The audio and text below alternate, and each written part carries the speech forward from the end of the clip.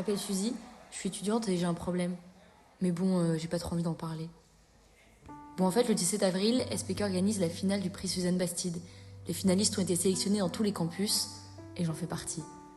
En plus, le thème est beaucoup trop stylé, c'est faites vos jeux. Du coup, j'ai fait une liste pour me préparer mon passage. 1. Ne pas se tromper d'amphi le soir venu. Apparemment, ça se passe en Émile Boutmy. Plutôt cool. 2. Écrire un super discours qui va séduire le super jury et le super public de cette soirée, qui va rire et pleurer et aussi hocher la tête. 3. Bien dire à mes copains, à leurs copains et à tous les copains de se rabouler parce que c'est le plus grand événement de SPK et qu'il faudrait pas rater ça. Voilà, je crois que je suis prête. Je serai à 19h15 en Boutmy.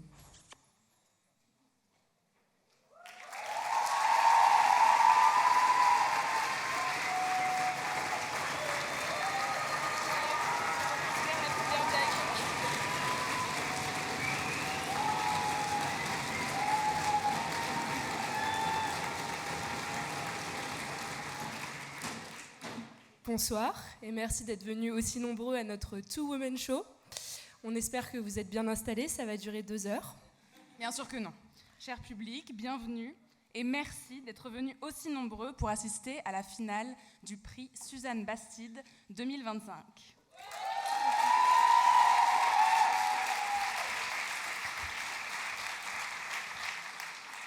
C'est une édition très spéciale, la 15e, plus ou moins un an, on ne sait pas trop, du prix Suzanne Bastide qui s'ouvre ce soir.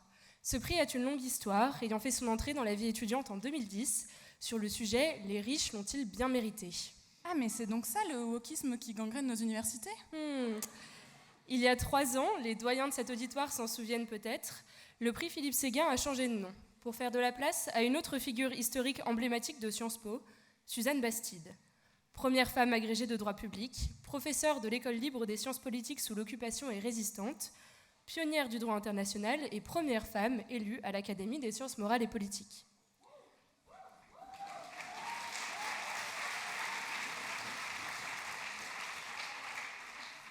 À son image, Sciences Polémiques a continué de se moderniser, ouvrant cette année son site internet et offrant au prix un trophée à sa hauteur, créé par l'artiste Charlotte de Vogüé. Lors de divers concours cette année, un prix du public a même pu être décerné grâce à un vote effectué sur le web. Bon, pas ce soir, l'entrée est libre et gratuite, on ne va quand même pas laisser voter n'importe qui. Bon, mais un concours d'éloquence n'est rien sans ses participants. Pendant 1 mois, nous avons écouté 200 candidates et candidats répartis sur les 7 campus de Sciences Po. En sélection, vous nous avez parlé de harpies, tapis dans les jardins publics, d'un vieil homme qui répare les mots, du râteau pris lors de votre première boom, de votre pile de livres qui s'agrandit au fil de vos rencontres et de la météo en Écosse. En demi, on a eu droit au paradis des calvities, aux nœuds de cravate parfaits du juge qui aurait innocenti Sarkozy et un ascenseur qui monterait jusqu'au 7e ciel, c'est-à-dire le 4e étage. Et on a une seule chose à dire à tous ces candidats éliminés, mais qui ont eu envie de se lancer, de déverser leur âme dans leur texte et de prendre la parole. La prochaine fois, faites mieux. L'occasion finalement de réfléchir à devenir meilleur. L'important c'est de participer, sauf quand on perd. Du haut de nos palmarès immenses... Ah oui, attends, t'avais gagné quoi toi déjà ? Enfin, je vois pas trop le rapport. Puis je suis quand même arrivée 3e d'un concours par équipe en 2022, donc... T'as jamais participé, toi ? Ah non, mais moi ça n'a rien à voir, je me confronte juste pas à l'échec. Je passe le permis en automatique, je demande que des stages niveau lycée, et surtout, je me mets dans l'ombre pour juger les gens dans la lumière.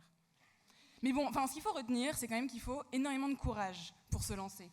Donc merci à toutes et tous d'avoir partagé des fragments de vos histoires avec nous ces dernières semaines. Ce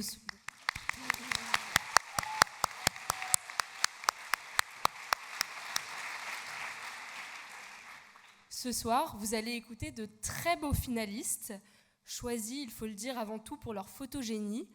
J'ai nommé Arthur, Jean-Esteban, Cérine, Anna, Samuel et Coralie.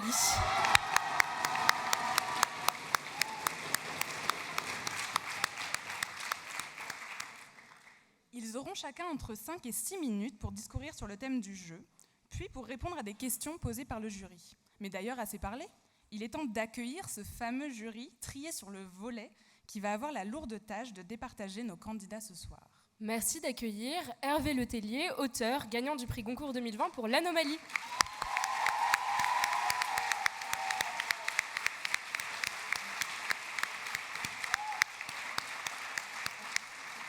Louise Coldefi, actrice, connue notamment pour ses rôles dans Family Business et Fiasco.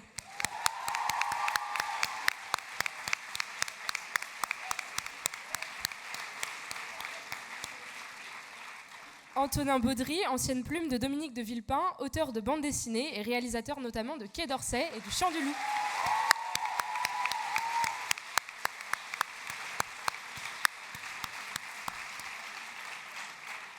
Raphaël Baquet, autrice et grand reporter au Monde.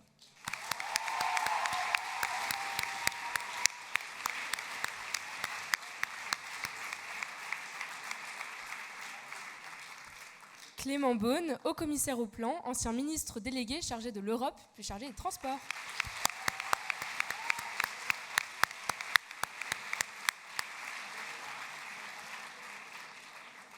Karen Noblinski, avocate engagée contre les violences faites aux femmes et conseillère du bâtonnier de Paris.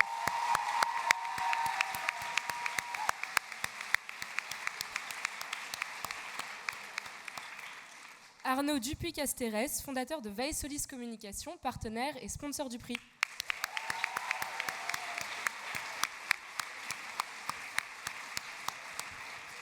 Et finalement, pour présider ce superbe jury, Madame Najat Vallaud-Belkacem, présidente de la France Terre d'Asile, ancienne ministre déléguée aux droits des femmes et ancienne ministre de l'Éducation nationale.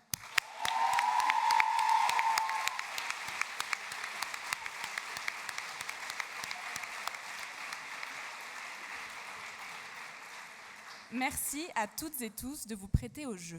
Et pour commencer cette soirée, merci d'accueillir chaleureusement le directeur de Sciences Po, Monsieur Louis Vassy.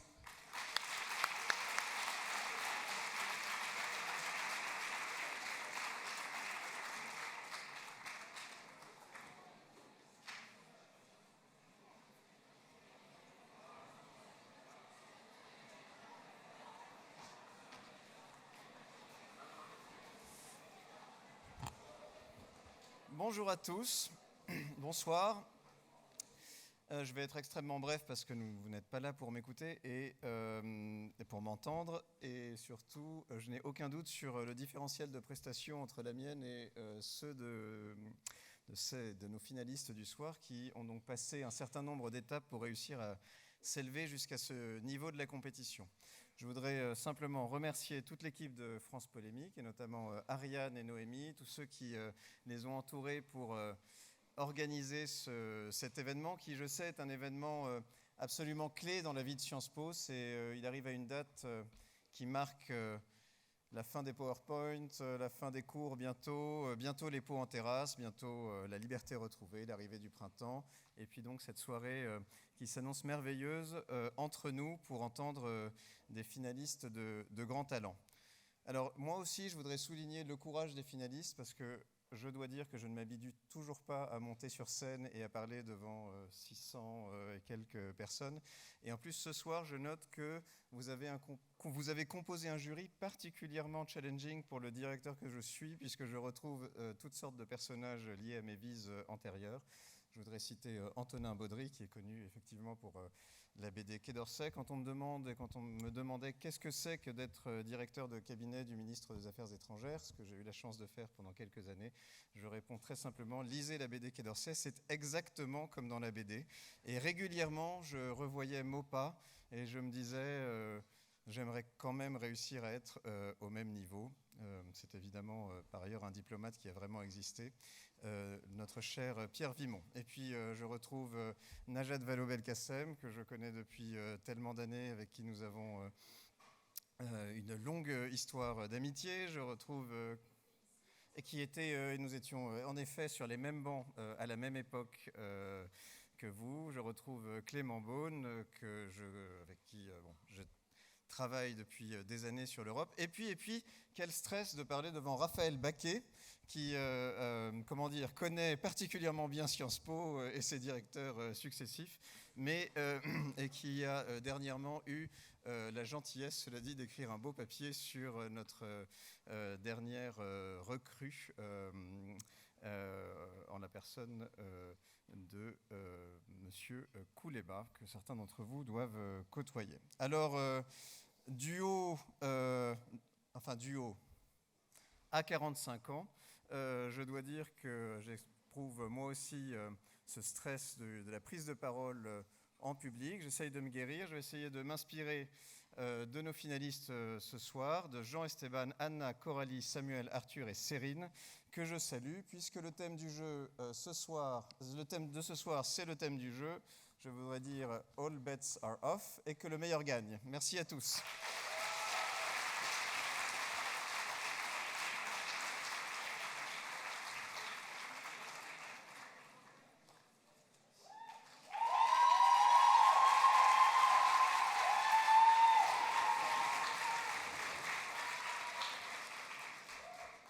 Bonsoir Boutmi. Ce soir, on espérait que tu veuilles jouer avec nous. Tu pourrais refuser, au fond tu connais pas les joueurs, ou seulement à travers des bribes de paroles, des échos lointains de discours. Mais surtout ce soir, toutes les cartes sont rebattues. Public, juré, organisateur livrés aux mains de finalistes imprévisibles, sûrement inconscients, un peu tête brûlée aussi. Après tout, il faut être fou pour se jeter devant vous. Ils sont livrés à vos mains. Vous pouvez les encenser, les huer, les couvrir de boue ou d'or, répandre leurs paroles comme l'enfouir à jamais dans votre mémoire. Alors ce soir, le risque est partagé. Au regard de son ampleur, de la part non négligeable de hasard, d'imprévus et d'aléas dans une soirée de 2 heures sur laquelle on mise tout depuis 6 mois, une question survient inévitablement. Pourquoi a-t-il fallu les faire jouer ? Peut-être voulions-nous voir se déplier les enfances, dans un inévitable élan de nostalgie, un appel de la légèreté des marelles et des cours de récré, le jeu sans enjeu qui libère d'un monde adulte et trop aride. Pourtant, ce même jeu, on nous a appris à nous en méfier.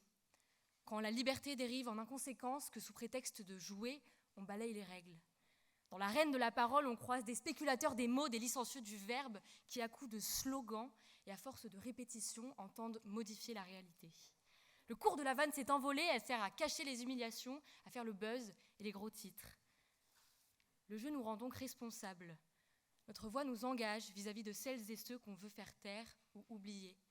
Nos paroles hissent les drapeaux rouges, noirs, blancs, verts, bleus et jaunes, violets, roses. Nos voix portent leur existence pour qu'elles ne puissent plus être niées. C'est parce que jouer, c'est risquer, que le jeu nous engage. Et parmi tous les risques, le plus pernicieux qui nous guette, c'est celui de l'addiction. Et c'est celui qui nous pousse à jouer encore d'ailleurs.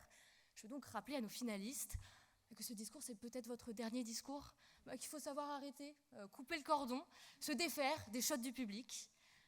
Mais en même temps, nous aussi, on y est accro. On se gratte les veines, on sniffe du rire, on s'extasie, on vient que pour les entendre et entendre leurs sujets bizarres. Alors, sur le sujet bizarre, la mort est un monstre qui chasse du grand théâtre. Un spectateur attentif avant qu'une pièce qui l'intéresse infiniment finisse. Oui, c'est ça. Faites un maximum de bruit pour Coralie!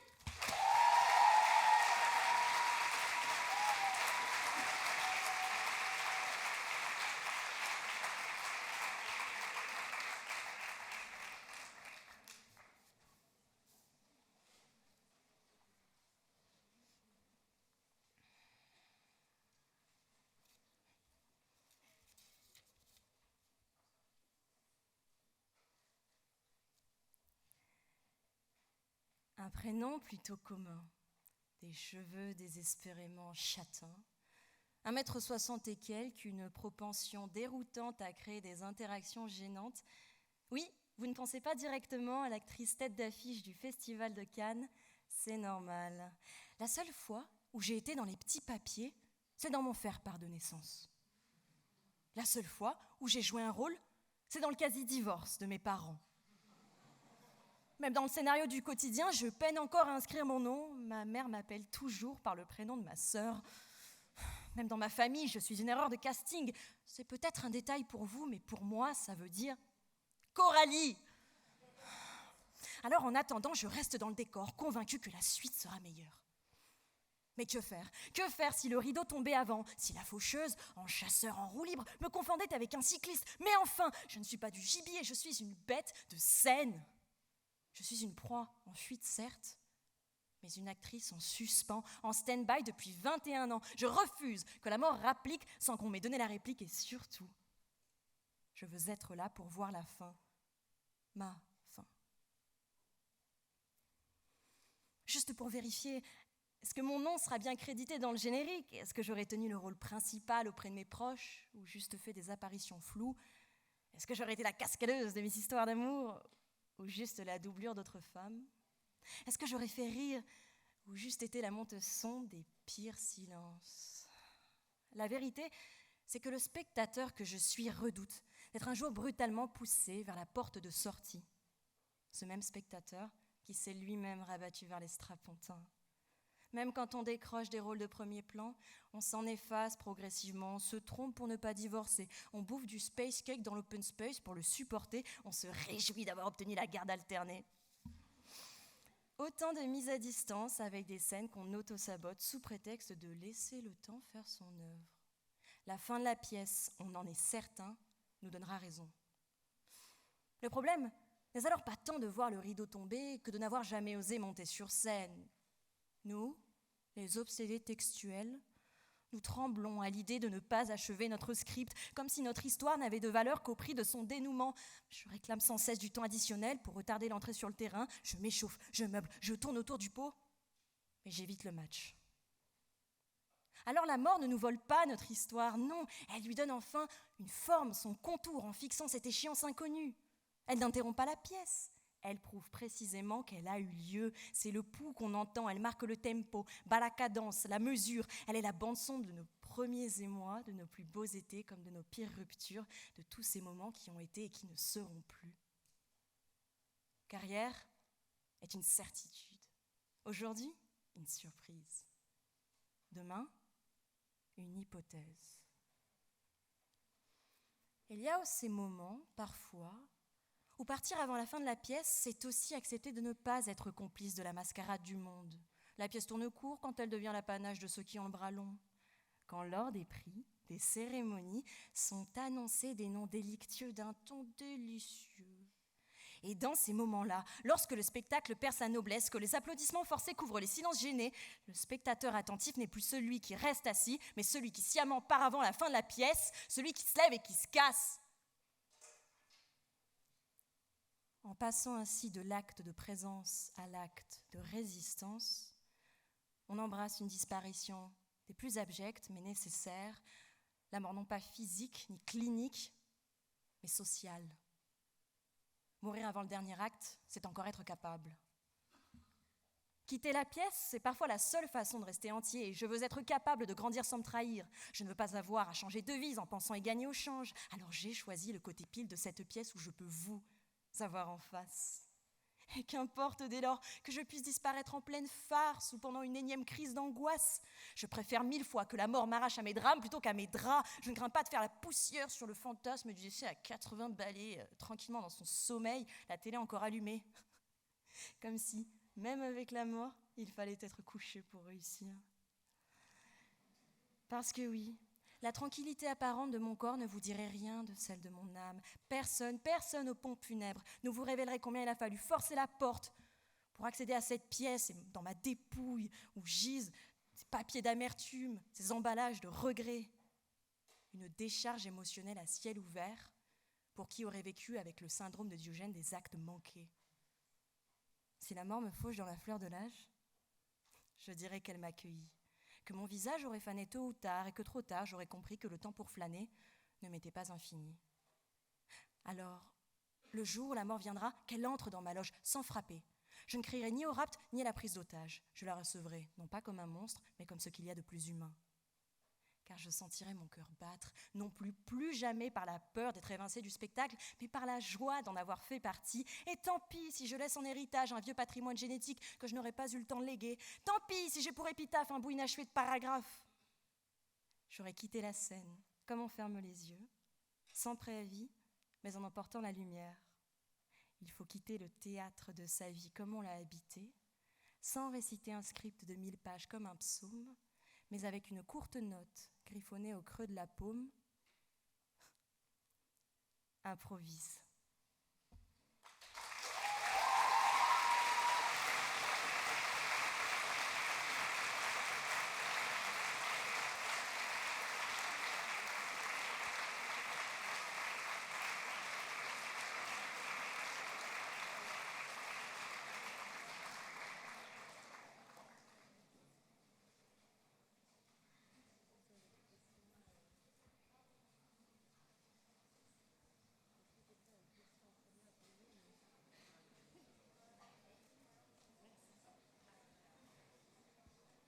Bonjour. Merci beaucoup Coralie, vraiment. Alors, en fait, je ne sais pas si on a le droit de faire des commentaires ou si on se contente de questions, parce que si je fais des commentaires, on va tout de suite savoir ce que j'ai pensé de votre prestation. Tout est permis. C'est permis ? Bon, d'accord. Bon, je ne dirais pas que je vous ai trouvée excellente, alors. Non, moi, ce qui m'est venu comme question, c'est est-ce que vous pratiquez du slam dans la vie ? Parce que je vous ai trouvé un rythme, une musicalité toute particulière, donc c'est vraiment une question de curiosité. Je dirais que c'est un exercice que je pratique sur une base quotidienne, notamment quand je suis prise en flagrant délit de mensonge. Il faut enchaîner les phrases pour essayer de noyer le poisson. Je suis le poisson.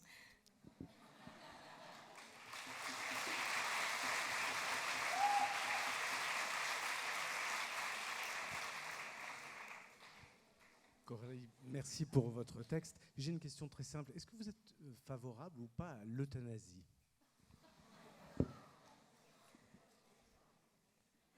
C'est une question qui a lieu d'être. Mais je pense que ma voix n'aura jamais autant de valeur que la voix de ceux qui ne sont plus là et qui auraient aimé en parler, parce qu'ils auraient peut-être tenu à pouvoir en parler de l'euthanasie.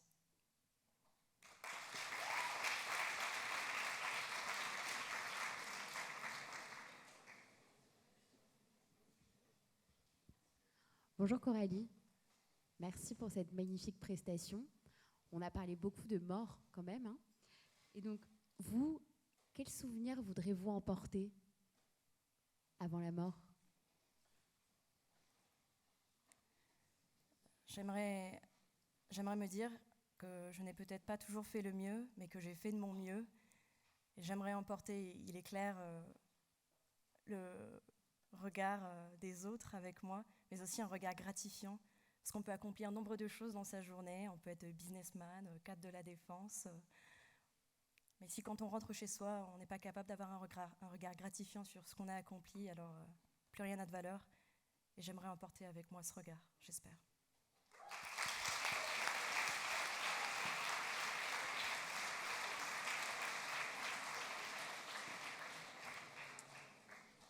Vous avez parlé plusieurs fois de la chance assez peu partagée en fait de pouvoir mourir sur scène. Est-ce que vous êtes monté sur scène ? Est-ce que vous jouez au théâtre ? Paradoxalement, oui, effectivement, je fais du théâtre d'improvisation le mardi midi. Et paradoxalement, c'est là où je joue le moins. Parce que justement, c'est quand j'enlève tous les filtres que je me sens le mieux. Donc effectivement, tous les mardis midi, je suis comme je suis. Le reste du temps, je joue. Donc je joue beaucoup. Merci. Merci Coralie. Merci d'accueillir.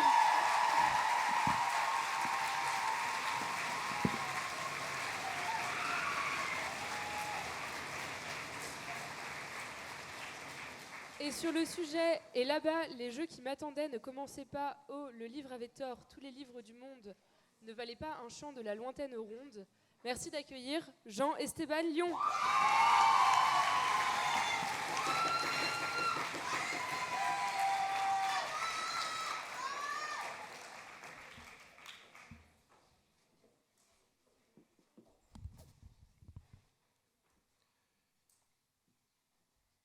Hier, ma salade était parfaitement assaisonnée. 50% de sel, 50% de larmes. Autant vous dire que ce n'était pas la journée la plus festive que mon existence ait connue. Et pourtant, en me levant ce matin-là, j'aurais cru tout l'inverse. Parce que c'était ce genre de journée où la chorégraphie s'était parfaitement exécutée. Café subtilement dosé, tartine délicatement beurrée, et ce n'était pas ma sonnerie habituelle, le chant des partisans qui m'avait réveillé, mais un délicat rayon de soleil. Tout avait donc bien commencé jusqu'à ce qu'elle croise mon chemin. De Madeleine à rue du Bac, elle ne m'a pas quitté. Il faut dire que dans un décor sinistre et brillant, elle savait retenir l'attention, prendre le temps dans un monde qui ne cessait de courir. Je n'avais rien demandé, et luttant contre moi-même, il a fallu que je cède et que je la regarde. Elle, cette affiche du Grand Prix de la poésie RATP. Ce truc qui, dans un environnement déjà largement hostile, je veux dire le monde des transports en commun, désolé Monsieur Beaune, j'ai écrit ce discours avant de savoir que vous y allez être dans le jury, vient rendre plus morose encore un quotidien qu'il était déjà bien assez. Donc, alors que je n'avais définitivement pas engagé la conversation avec elle, Sandrine, 53 ans, de Viroflay, me confrontait de force à une vision terrible et écrivait « Je dessine sur la buée de ton absence le manque. »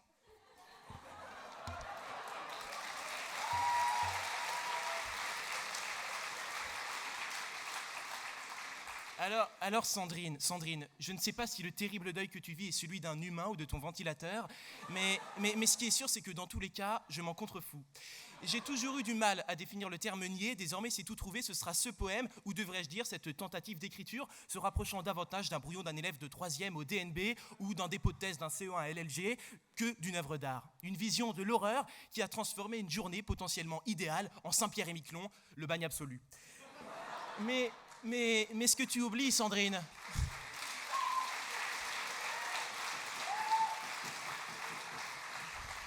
mais ce que tu oublies, Sandrine, c'est que je connais ton prénom, ton âge, ta ville. C'en est déjà bien assez. Nous allons jouer. Aujourd'hui, je pars en croisade contre cette littérature de pacotille, cette poésie à la petite cuillère qui ne remplit pas sa mission et qui, au lieu de prodiguer des émotions, me donne envie de ne plus jamais être capable d'en percevoir. Sandrine, j'espère que le projet professionnel de martyr t'intéresse, car je te convoque dans l'arène. Tu seras la gladiatrice et ça ne s'invente pas. Je serai le lion.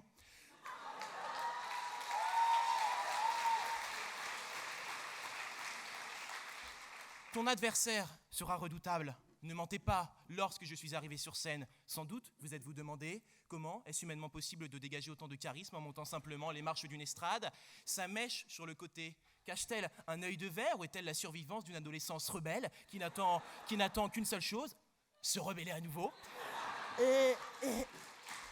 Et surtout, pourquoi penche-t-il à gauche? D'où tient-il cette scoliose à 9 degrés?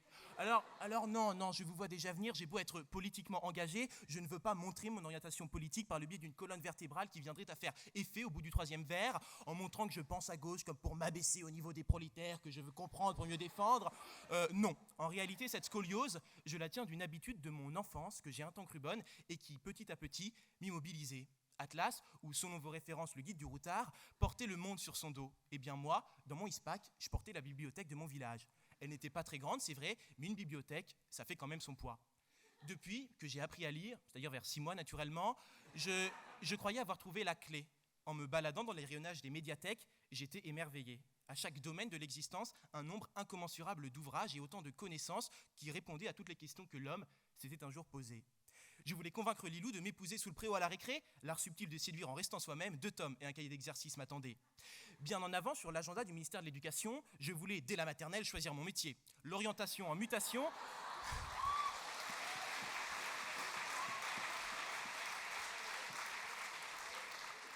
L'orientation en mutation, réalisant de soi ou transfert de l'élève de la responsabilité de son parcours, une thèse un peu intimidante par le titre, mais très accessible pour un niveau moyenne section, m'éclairait.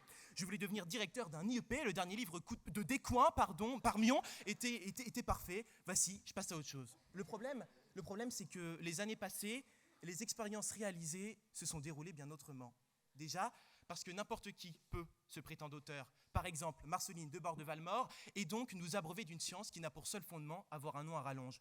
Et puis surtout, parce qu'entre le mode d'emploi et la réalité, il y a un monde. Les guides de voyage m'ont montré que malgré la fourchette de prix annoncée, SNCF Connect regorgeait de tarifs inexpliqués. Je le répète, j'ai écrit ce discours avant de savoir que M. Beaune était dans le jury. Les recettes du Simplissime étudiant m'ont montré qu'avec seulement 3 ingrédients, il était possible de créer une palette de plats ratés, tout à fait inimaginable. Et dans un tout autre registre, le manuel du Kama Sutra m'a montré que la position 122 était bien éloignée de la fusion des corps et de l'extase tantrique promise, mais se rapprochait davantage de Fort Boyard avec des fluides, où Passepartout avait manifestement pris sa retraite. Car il y a quelque chose de lâche dans la littérature. On confie au personnage d'un roman le souhait de réaliser tout ce que l'on n'ose pas faire dans la réalité. Georges Duroy, dans Bel Ami, est ce jeune homme ambitieux que tu ne seras jamais.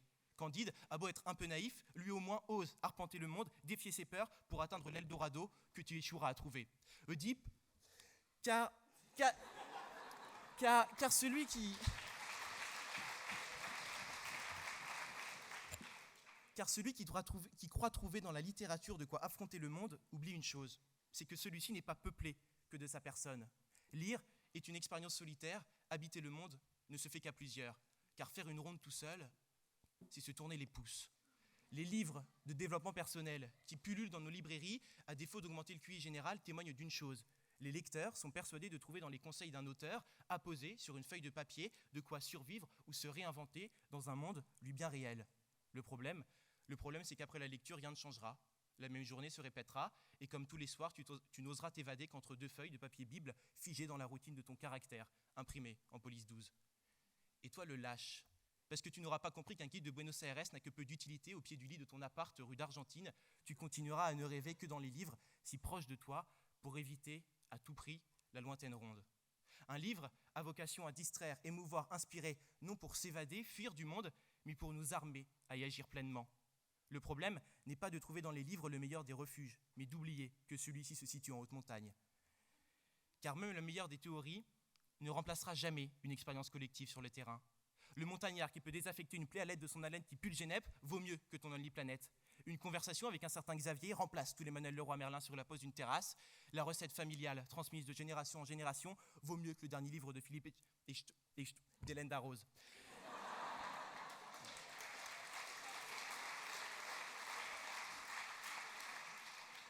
Et si tu me réponds que les livres qui t'inspirent sont ceux de destins incroyables ayant réellement existé, je te rétorquerai que des mémoires ne relatent que des expériences bien réelles s'étant déroulées. Transforme cette influence en impulsion et non en un immobilisme figé dans le passé. Alors, petit Jean-Esteban tout courbé, je te glisserai un seul conseil. On dit souvent qu'il faut savoir lire entre les lignes. Fais-le avec tous les livres du monde et tu t'apercevras qu'en ne faisant que cela, le texte se transforme en une gigantesque page blanche, puis tu es le seul à pouvoir écrire. Or, pour avoir de l'imagination, il n'y a qu'une seule chose à faire, sortir.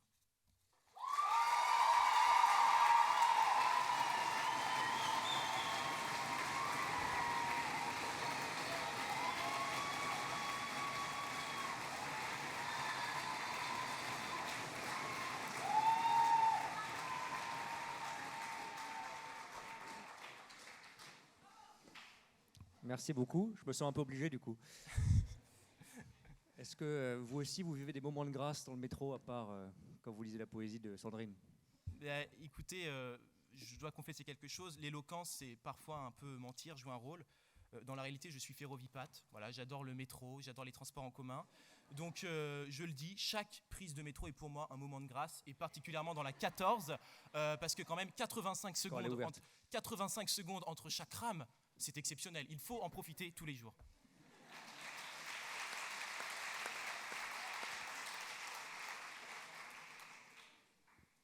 C'est pas Sandrine que vous voulez épouser. Jean Esteban, avec votre mèche. Si vous êtes sur une île déserte avec moi, qu'est-ce que vous prenez comme livre à part le Kama Sutra ?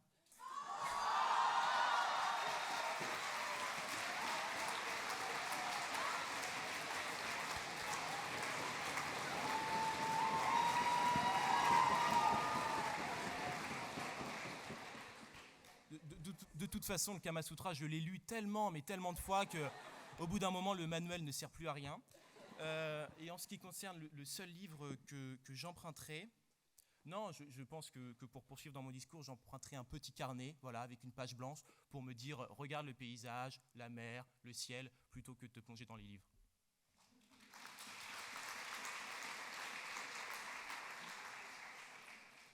avez beaucoup travaillé sur la métaphore du voyage, du transport, du métro.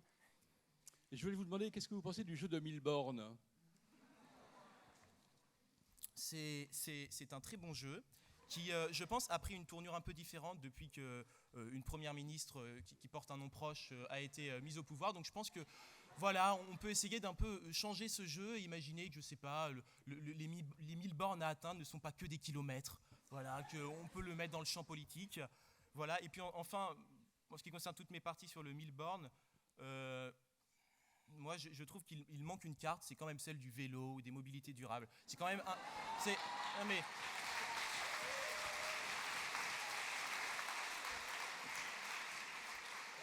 Je veux dire, c'est un jeu qui serait très aimé par le patron de Total, un peu moins en 2025.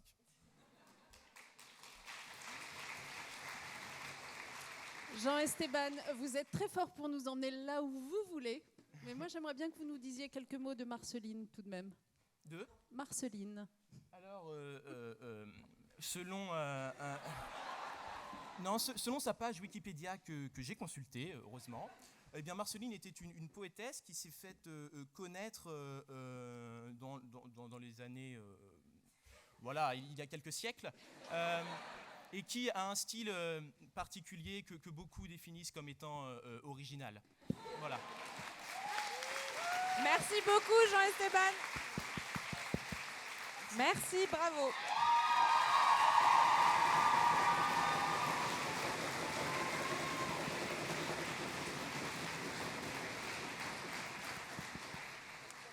Et maintenant, vous m'entendez ou pas? Pas du tout. Allô? Là, vous m'entendez, d'accord, très bien. Sur la citation « La passion de gagner, de vaincre, de me vaincre moi-même devenait peu à peu une sorte de fureur. Je tremblais d'impatience car l'un des deux adversaires que j'abritais était toujours trop lent au gré de l'autre. Veuillez accueillir Céline Amiche. »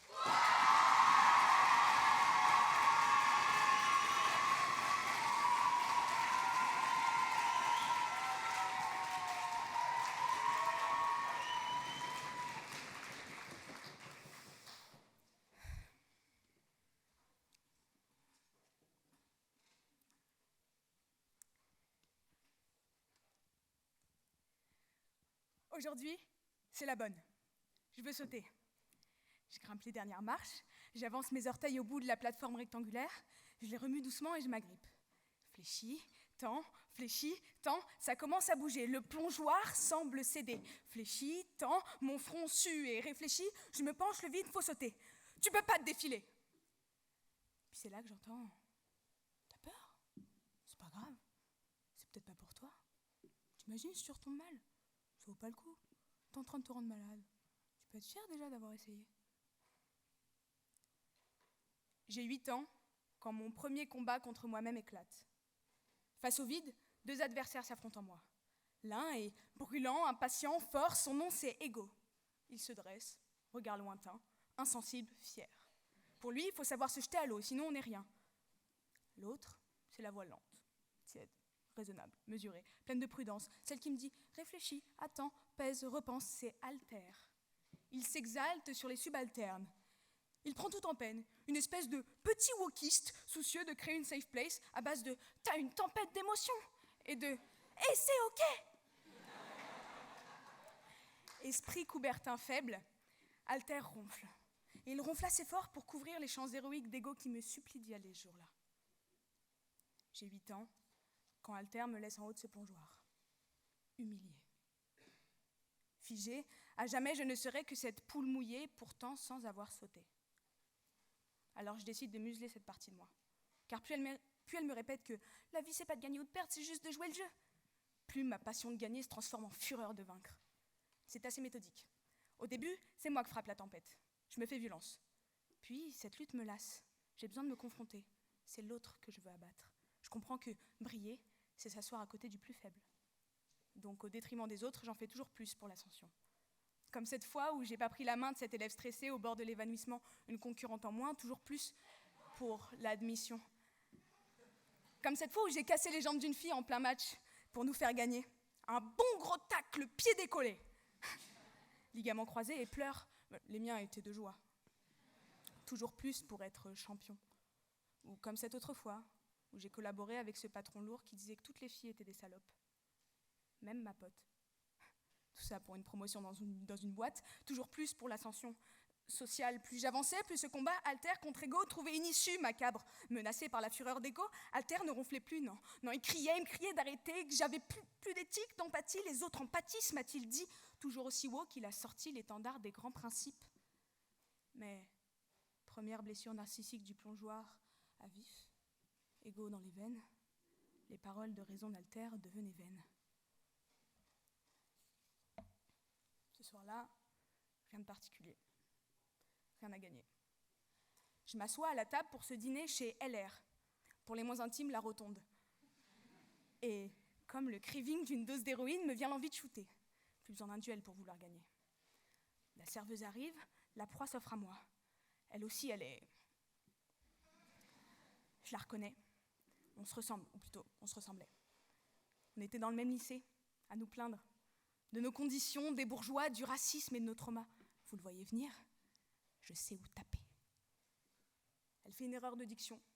Un truc anodin sur lequel on ne s'arrête pas normalement, mais pas moi, pas ce soir. Allégorie de sa couleur, métaphore raciste, j'imite un accent qu'elle a même pas, je l'assimile presque à un salafiste. Dans une belligérance ingérable, c'est moi qui l'égorge. Planter le couteau, remuer, déchirer encore plus, sa douleur la paralyse, la sèche, et j'écoute avec jouissance le silence de sa bouche entrouverte. L'humiliation est sans appel. Ses yeux se brument, se remplissent de larmes. Je l'ai descendue pour mieux prendre appui sur elle. Aucune limite à mon ascension, ma fureur visera toujours plus haut. Si je ne veux plus être la faible, je serai le bourreau. Quand l'orgueil nous gonfle trop, on n'est plus qu'un ballon de baudruche prêt à exploser, qui finit au vent sans pouvoir en retrouver les débris. Un cerf-volant qui tourne sous le souffle de la trahison, un épouvantail qui oublie que lui aussi, on lui disait que ses cheveux étaient un paillasson. Qu'est-ce qui m'est arrivé ?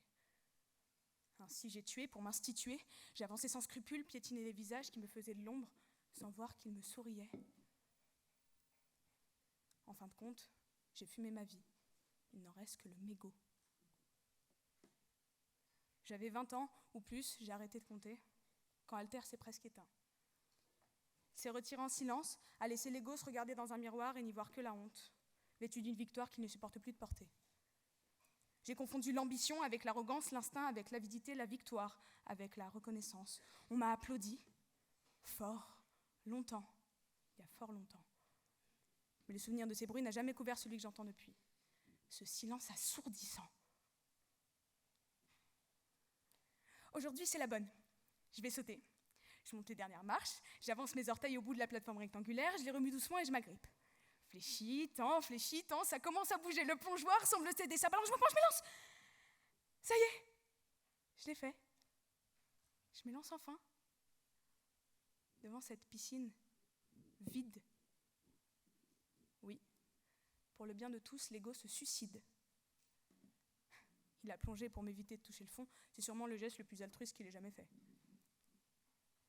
Depuis, c'est Alter qui donne la cadence. Et son ronflement me ferait presque danser. Je garde quand même un bon souvenir du rythme effréné d'Ego, mais maintenant, plutôt que de faire des solos d'opéra, je préfère que d'autres voix se joignent à moi à l'apéro. Alter était peut-être trop lent au gré de l'autre, mais il sera toujours plus grand auprès des autres.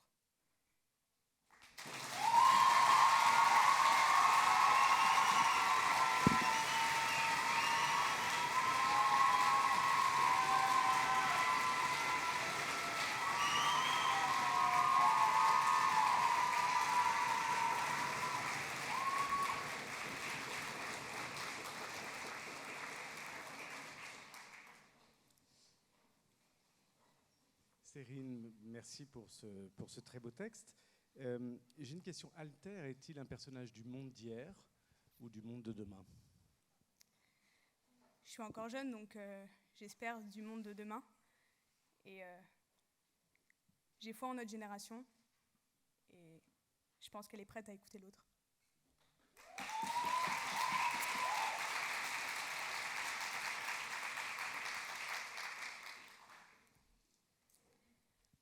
Sérine, est-ce qu'on peut jouer pour le plaisir ? L'important, c'est de participer. Je crois que c'est ce qu'Alter répondrait. Mais jouer pour gagner, c'est bien aussi.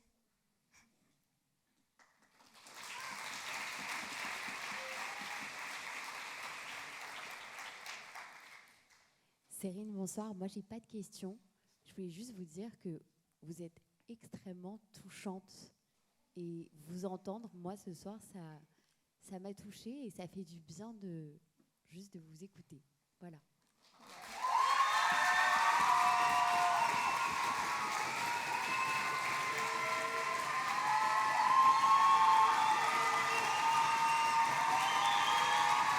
Merci beaucoup, Cérine. Et maintenant, sur le sujet, si on ne peut plus tricher avec ses amis, ce n'est plus la peine de jouer aux cartes. Merci d'accueillir Arthur Mahé.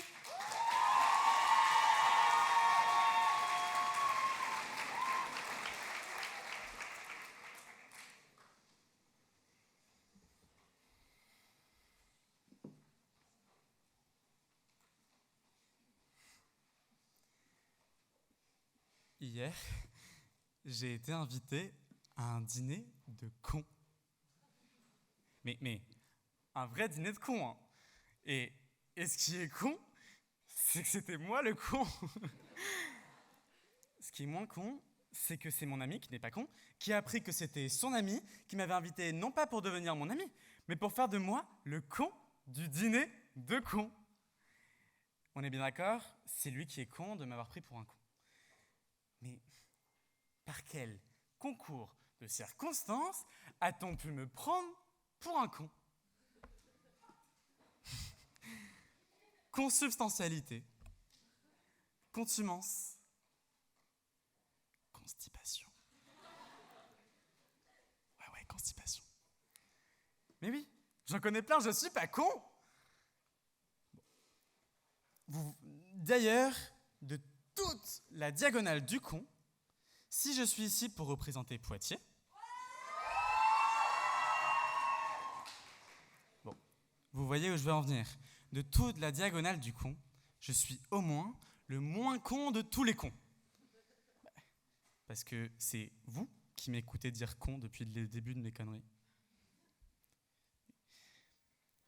Mais je me pose quand même la question, complètement heurté par cette nouvelle, cette réalisation atroce. Le sol se défait sous mes pieds. Me voilà parti pour une introspection interminable et conspirative. Un constat qui me dépasse. Je surfe sur la vague de mes souvenirs, je parcours les plus profonds méandres de mon âme, dans ma quête inexorable de réponses. De qui d'autre suis-je l'ami con? Rubicon.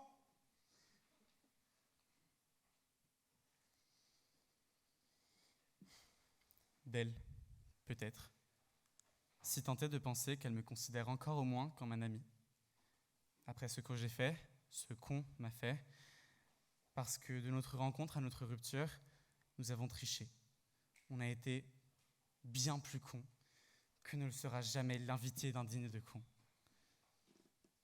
Tout commence autour d'un jeu de cartes, la pyramide, en soirée bien arrosée. Chaque carte qui fait volte-face fait tomber les masques. Nous ne sommes plus seulement camarades de classe. De ne savoir initialement que son prénom, elle tourne, carte après carte, chantage, amour, défiance, déménagement, viol.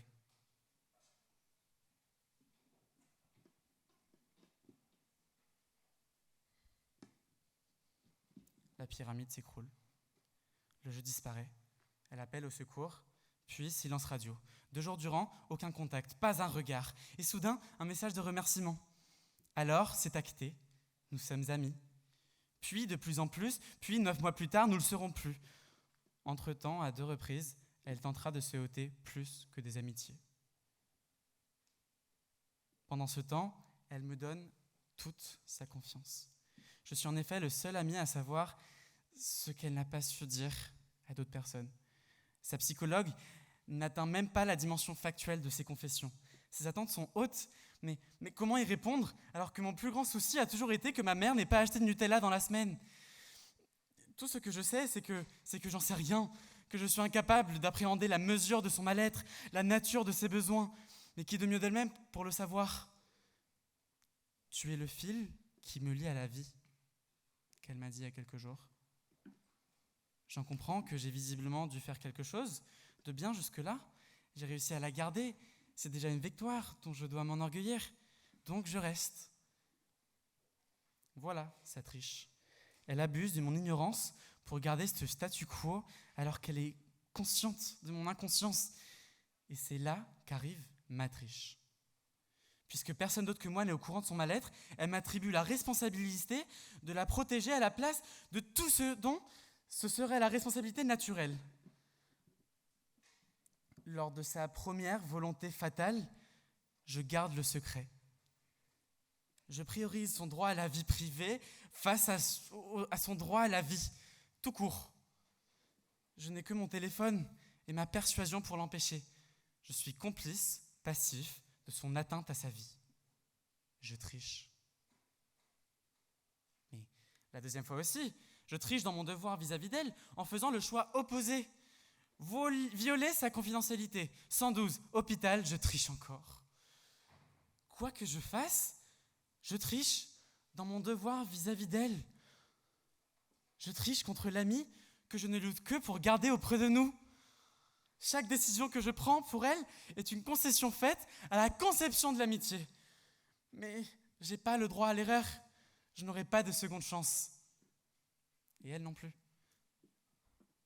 Je suis contraint par elle à tricher devant elle, contre elle et pour elle.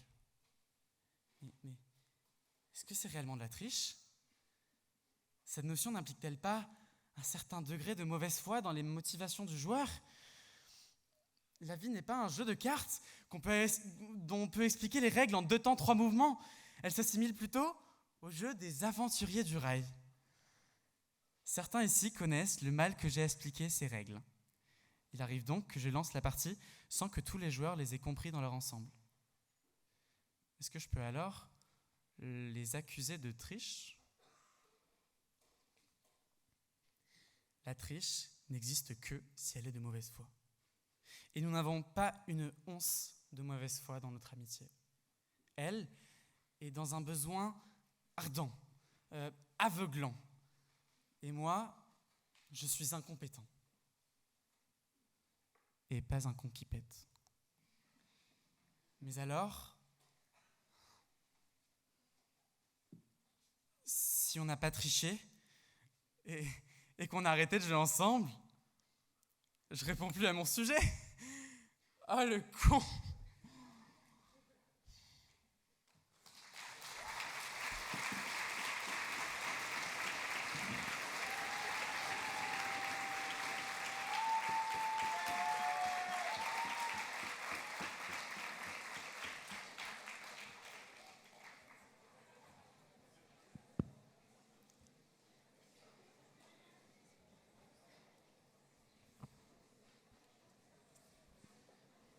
Et en amour, Arthur, est-ce que vous trichez pour pimenter un peu l'aventure ?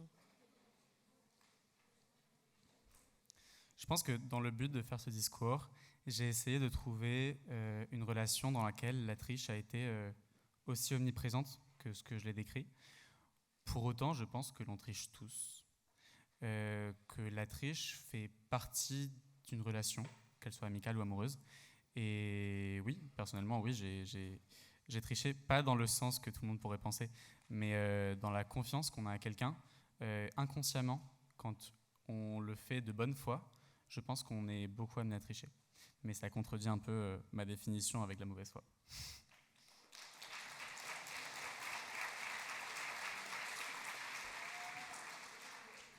Bonsoir.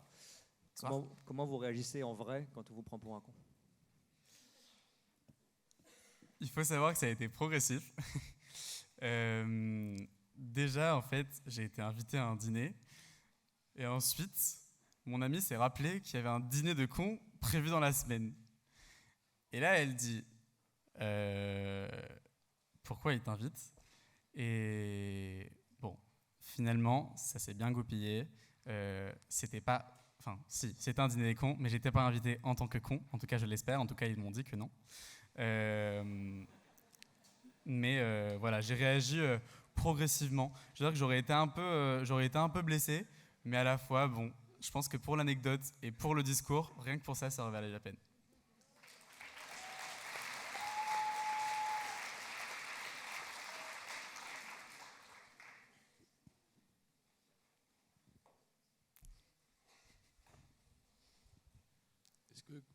Est-ce que dans un dîner de con, quand on fait le con, est-ce qu'on n'inverse pas la connerie?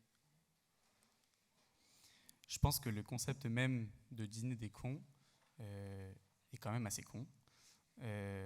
Tout d'abord, je pense qu'il a été fait dans le but ironique d'un film.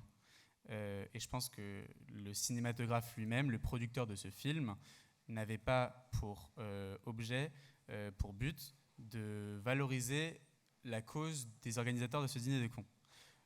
Donc je pense que non, il n'y a personne qui dirait qu'un dîner des cons est une bonne chose, sauf des cons. Mais pas la personne qui a pensé dans un premier temps. Merci beaucoup.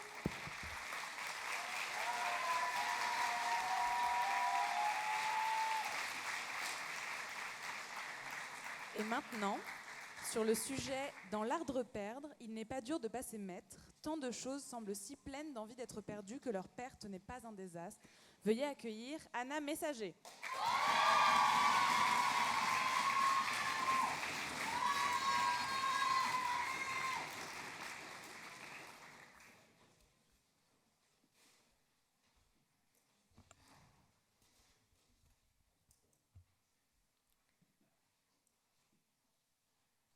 Au royaume de l'échec, je suis reine. Mais Clotilde ne l'a pas encore compris. Elle s'obstine à essayer de gagner la partie. Elle joue carte sur table, sourcils froncés, lunettes de soleil opaques pour ne pas que je devine ses coups à l'avance. Parce que c'est la dernière partie avant de me coucher, Anna, faut que je gagne. Moi, ça me va. Je préfère éviter tout scandale. Alors je joue mal. J'énonce à voix haute l'intégralité de mon jeu. Je dis que je ne peux plus jouer, alors qu'en fait, je peux. Et sans faire exprès, je soulève la pioche vers elle. Je triche à l'envers. Faites qu'elle gagne vite et qu'elle aille se coucher.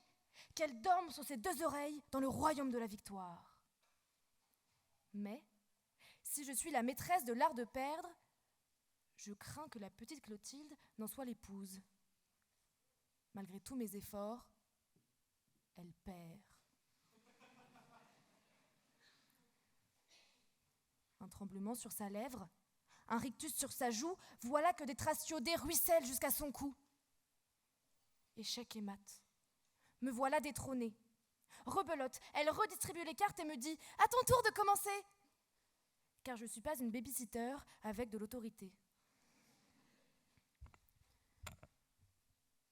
Parfois, je me demande pourquoi la petite Clotilde trouve ça drôle de jouer avec moi. Je suis qu'une machine à qui l'on dit « Encore !» Comme une petite pièce que l'on glisse dans une fente pour que je recommence. As de pique contre as de trèfle. Bataille!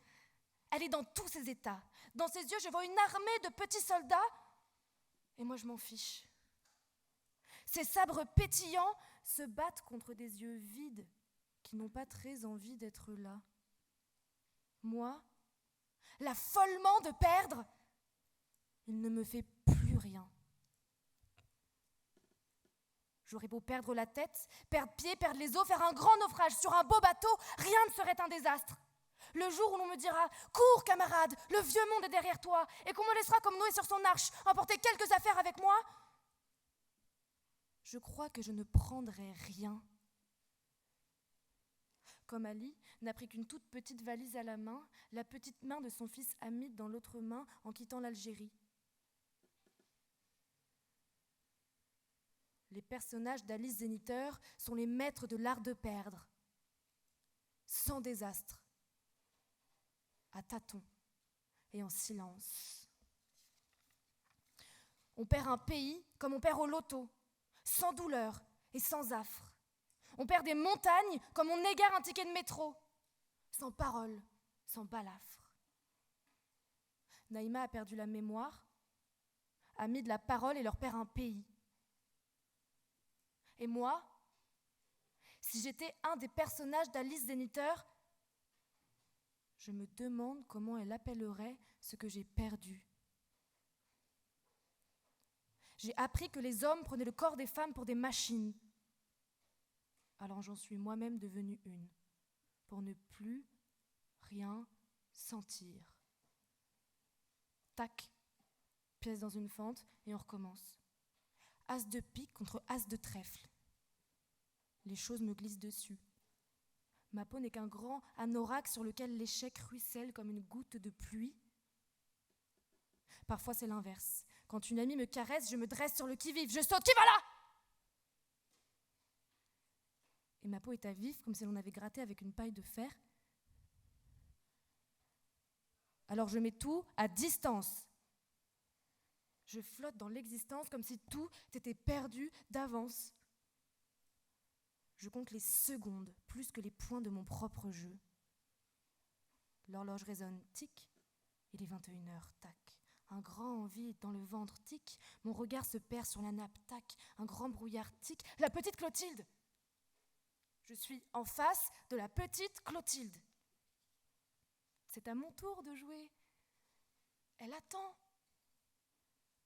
Elle me dévisage, tic.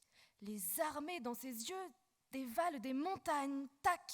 Elle veut jouer, tic. Et je n'ai que le ballon dégonflé, tac, de mon ventre, tic, à lui proposer, tic. Je dois lui dire que c'est ça le monde des adultes ? Que personne n'a rien à lui offrir, qu'un regard triste et froid. Que nous sommes des lâches. Que bientôt plus aucune armée ne dévalera la pente de ses yeux. Que les trèfles et les piques seront au placard pour éviter d'aller au cadastre, contempler l'origine du désastre. Quand j'étais enfant, je jouais des heures avec ma grand-mère, aux petits chevaux. Derrière ses lunettes, ses yeux à elle lançaient des éclairs. Ah, ça non, Mamie Alberte, elle ne veut pas perdre. Dans la famille, tout le monde le sait. Master 2 en mauvaise foi, gare à celui qui allait lui faire l'affront de gagner au jeu de loi. Elle râle quand j'en vois valser son dernier petit cheval. Et pourtant, je crois que c'est précisément pour ça que j'aimais tant jouer avec elle. Voilà ce que je veux offrir à Clotilde. La rage de vaincre, l'élan de la mauvaise foi, le délice de la revanche. Et surtout, le désastre de la défaite. Je voudrais lui dire que l'important, c'est pas de participer, c'est de gagner. Je veux qu'elle soit la joueuse de sa vie et pas rester l'arbitre sur le bord du terrain. Non, moins que ça, la caméra qui filme les ralentis. Si elle perd un pays, ou la paix dans sa propre peau, je lui dirais, accueille le désastre, sors le plateau de petits chevaux, avec la rage de vaincre et les yeux qui pétillent, parce que maintenant, je joue pour de vrai.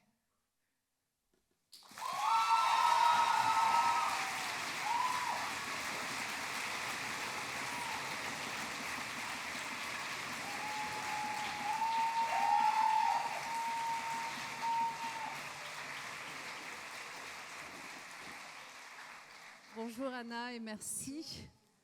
Une question, dans quel domaine est-ce que vous excellez dans l'échec ?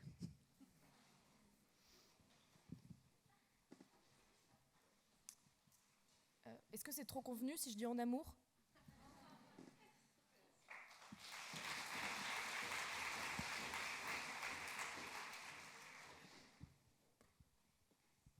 Bonjour Anna. Qu'est-ce que vous avez vraiment, sincèrement peur de perdre ? C'est un exercice de tous les jours. Donc je m'entraîne. Par exemple, là, avant de monter sur scène, je me suis dit, je pourrais me prendre les pieds dans les marches, faire une grosse gamelle devant vous, comme ça, mais je ferais une pirouette.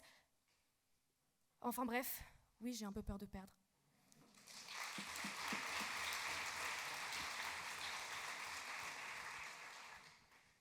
Bravo, parce que les gens qui organisaient ce concours ont décidé de vous perdre, puisque le texte n'est pas d'Alice Zeniter, il est d'Elisabeth Bishop. C'est le premier quatrain d'une villanelle. d'une très belle villanelle qui s'appelle Art One, et dont la conclusion est la suivante.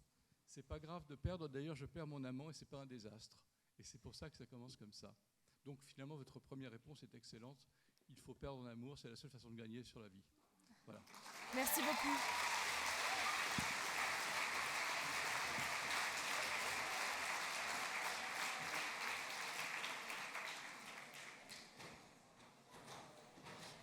Merci beaucoup Anna. Et maintenant sur le sujet, vous penserez souvent ne plus croire en rien, mais le costume d'Arlequin attend dans une armoire qui n'est même pas fermée à clé. Samuel Holbeck.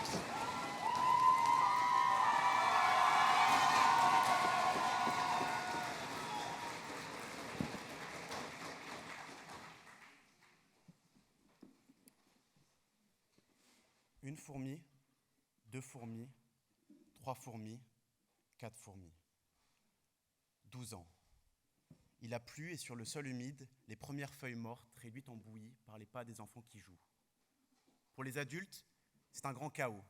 Pour lui, une grande comédie. Côté jardin, les matamores. Ils ont troqué leurs grandes capes et leurs épées contre un maillot du PSG et la dernière paire à la mode. Tout pour capter la lumière, éblouir le public et surtout, occuper l'espace. Côté court, les pantalons. Ceux qui lisent des livres sans les images et qui mettent des chemises sous leur pull, parce que ça fait grand. Ceux qui refusent de participer aux jeux d'enfants pour continuer à jouer leur rôle de très jeunes adultes. À la cantine, les Mariannes font leurs caprices. En cours, les scapins se jouent de leur maître et les malades imaginaires tentent de tromper la vigilance des infirmiers. Chacun son rôle, chacun sa place. Et derrière tout ce beau monde, Charles. Charles le figurant, qui croit si peu en lui qu'il en devient presque un spectateur. Sur son banc, le regard vide, les bras croisés, à regarder la grande comédie. Il aimerait être sur scène, mais pour jouer quel rôle ? Tous les autres en ont un, et son reflet dans la flaque lui crie à chaque seconde « Qui es-tu ? Qui es-tu ? Qui es-tu » Pas de réponse. Et comme à un Faust, face au précipice, le petit diablotin de la tentation lui susurre. « Charles, tu préfères moi ou ta vie ? Toi, toi, toi ! Je préfère toi ! Elle est nulle, ma vie ! Alors va dans l'armoire et choisis ton costume !»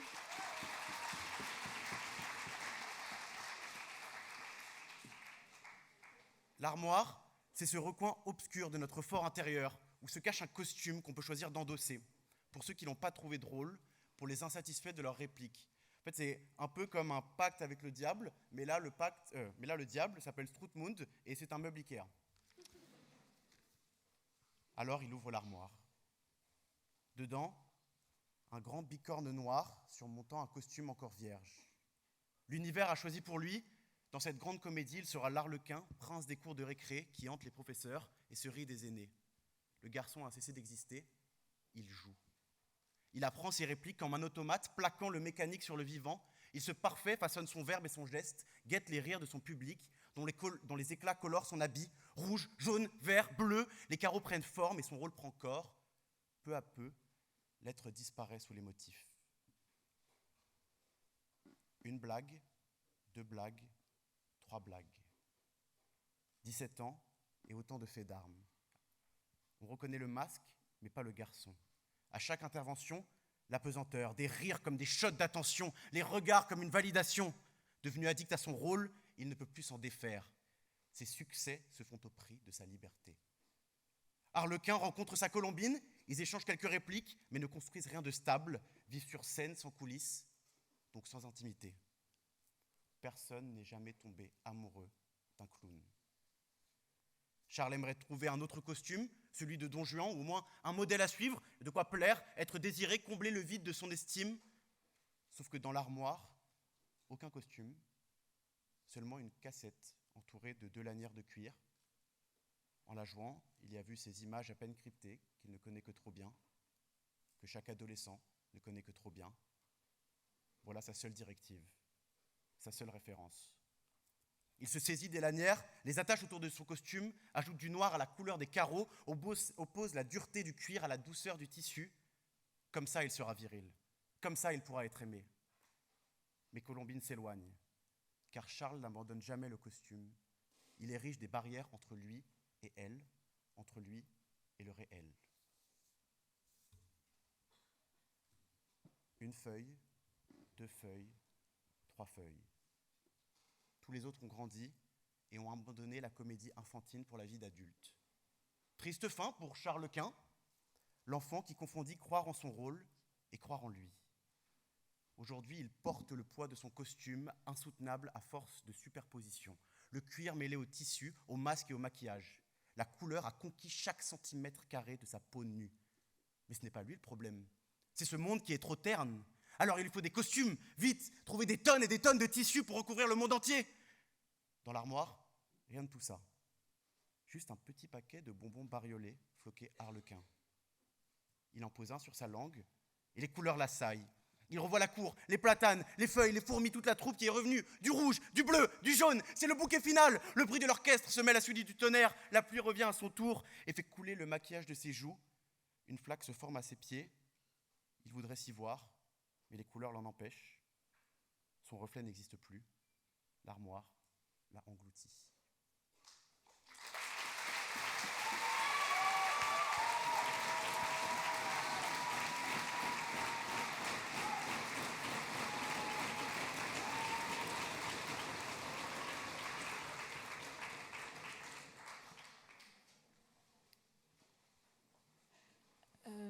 Samuel, est-ce que jouer au clown, c'est se cacher au risque de se perdre?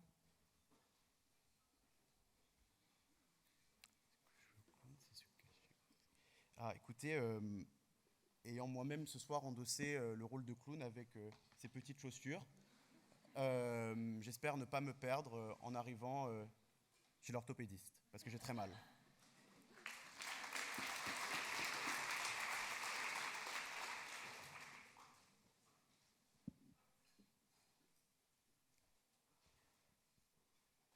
Bonsoir Samuel. Est-ce que ce soir vous êtes en clown, vous nous dites, est-ce que dans la vie vous endossez un costume? Si oui, lequel? Alors déjà pas celui-là, dans la vie de tous les jours, mais oui, notamment dans ce genre de moment où je ne suis absolument pas naturel. C'était la 15e prise. Donc oui, j'endosse des costumes.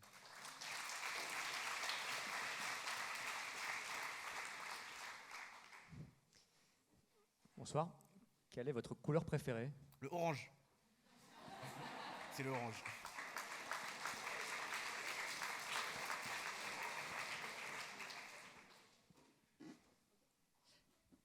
Merci beaucoup, Samuel.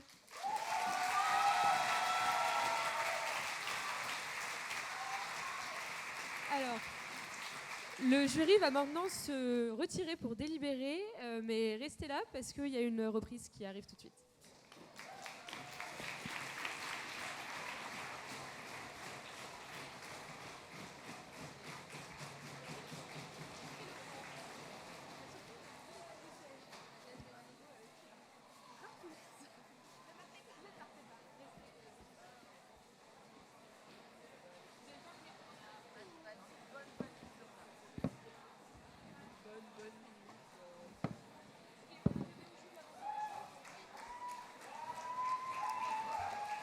Bonsoir, bonsoir. Merci mes fans. Ah là là. Que de souvenirs, que de nostalgie. Je me revois déjà là, il y a 2 ans. Frais, jeune. Après un discours brillant, auréolé de gloire et tenant le trophée entre mes mains. Mais attends Aurel, t'as pas du tout gagné en 2023? Si Alex, j'ai gagné. Bah non, t'étais même pas sur le podium. Bon, arrête là, c'est humiliant.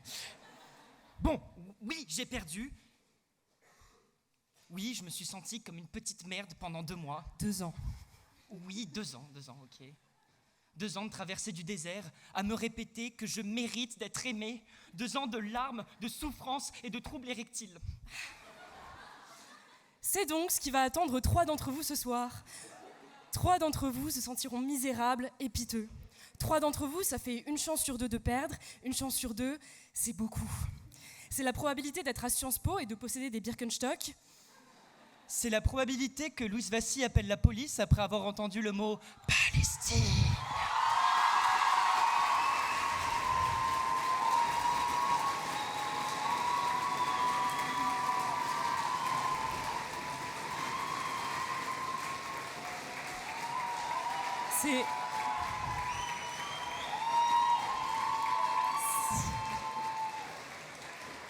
C'est la probabilité d'entendre le terme islamo-gauchisme en allumant CNews.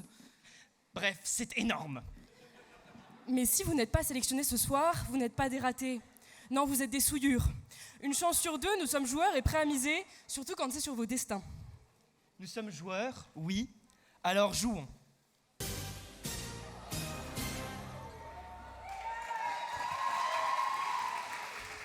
Bonsoir. Oula. Bonsoir et bienvenue sur l'orateur faible. Vous avez vu 6 candidats qui ont participé à la finale du PSB d'aujourd'hui. Un seul d'entre eux repartira peut-être avec le trophée, les autres repartiront bredouille. Sans rien, les mains vides et la tête basse, après avoir été exclus un à un, chaque fois désignés comme étant les orateurs faibles. Bienvenue, vous allez regarder l'orateur faible, mais découvrons l'équipe qui va jouer avec nous ce soir. Coralie, crémière, je rafle tout ce soir, le beurre, l'argent du beurre et le reste. Je suis du genre entière et concentrée. Ma mère ne m'a pas allaitée, mais elle m'a mise au monde pour ce jour, pour que je gagne.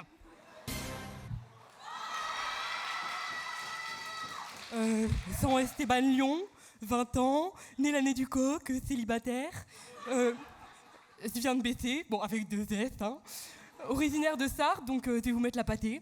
Attention aux candidats et surtout aux candidates, car je rugis.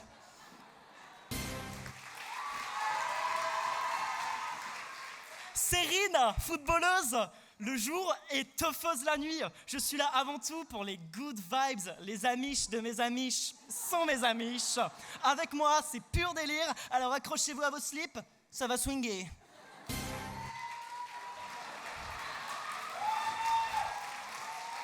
Arthur, lyriciste. Avec moi dans la vie, c'est tout ou rien. On s'attache ou on s'empoisonne. Et ce soir, je peux vous assurer que vous et moi, on va tisser des liens. Anna, comme Anna Montana. Mais ce soir, c'est pas Anna que je vais monter en l'air, mais la concurrence. Anna comme Anna Tawai, parce que ce soir, je trouve ma way. Anna comme Anna Wintour, parce que ce soir, je win tout.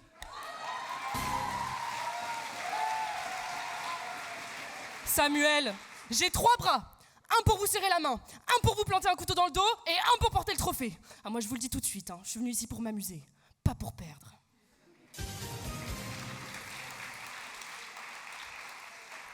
Nous vous rappelons les règles de l'orateur faible. Il y a 3 candidats et 3 candidates, consentants et consentantes, que nous nous apprêtons à tacler.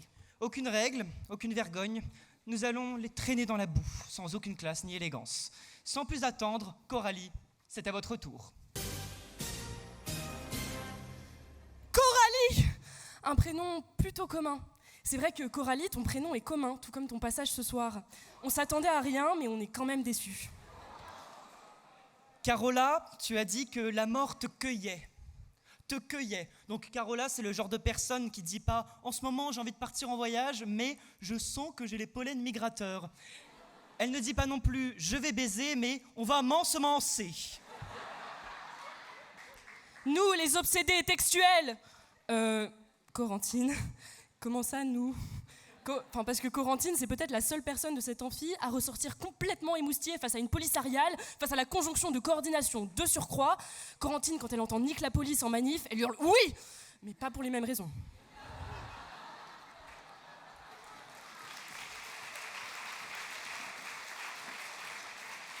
Carolina, tu nous as dit avoir peur que la faucheuse te confonde avec un cycliste. Rassure-toi, personne ne va te confondre avec Jean-Esteban ici. Mais là où on te rejoint, Caroline, c'est que la fin de la pièce t'aura donné raison. On a effectivement envie de te pousser brutalement vers la sortie. Coralie, sur l'échelle de Richter de la Gêne, vous étiez à 9. Vous êtes l'oratrice faible. Au revoir. Jean-Esteban, notre petit Eminem ferrovipate. Lorsque tu as fait ton inscription à Sciences Po, tu pensais que le biculètre était conçu pour apprendre les lettres de l'alphabet. Et ce soir, c'était criant. Jean-Esteban, tu t'enorgueillis d'avoir lu plusieurs fois le Kama Sutra. Tu as parlé de la 122e position du Kama Sutra. Alors, il y en a 64. C'est un peu gênant, je sais de quoi je parle. Ils n'ont même pas eu le courage d'aller jusqu'à 69, c'est ballot. Bon, Jean-Esteban, nous qui avions du mal à définir le terme creux, désormais c'est tout trouvé. Ce sera ce discours, ou devrais-je dire cette tentative d'écriture. Parce que oui, l'heure est grave, nous tenions à revenir sur quelques erreurs formulées par Jean-Esteban ce soir. Je cite, « Comment est-ce humainement possible de dégager autant de charisme en montant simplement les marches d'une estrade ?» Non, non, Jean-Esteban. N'importe qui peut se prétendre auteur. Non, non, Jean-Esteban. Il n'y a qu'une chose à faire, sortir. Oui, oui, Jean-Esteban.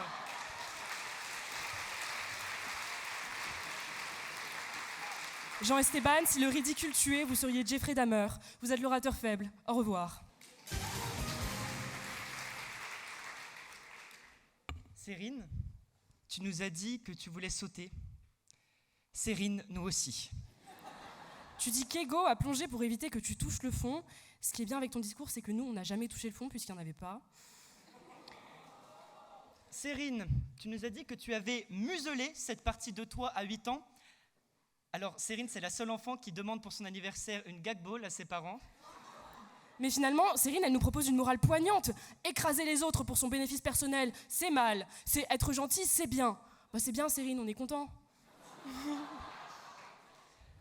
Sérine, tu as parlé de cette fille à qui tu as cassé la jambe pour gagner. Je voulais juste m'assurer, Anna, Caroline, ça va ? Ah, elle ne répond pas, c'est un peu gênant. Je vois que Sérine a réutilisé la gag ball. À partir de maintenant, je ne vais plus critiquer Sérine, parce que j'ai peur d'elle. Sérine, ton discours était exceptionnel, vraiment plein de vie, de vitalité. Bravo, bravo, bravo. Sérine, votre discours était à l'image de mon ex, trop long, trop chiant. Vous êtes l'oratrice faible, au revoir.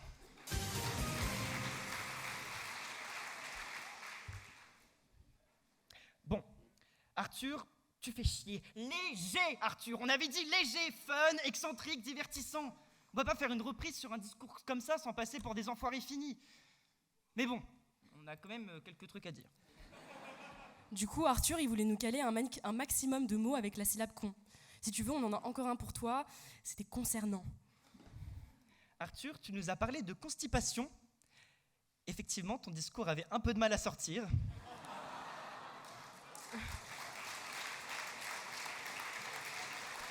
Tu l'as fini en disant « Bah alors, je ne réponds plus à mon sujet.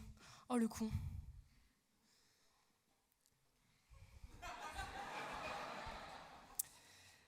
Arthur, si vous deviez jouer dans un film, nous aimerions que ce soit un film de Charlie Chaplin, muet. Vous êtes l'orateur faible. Au revoir.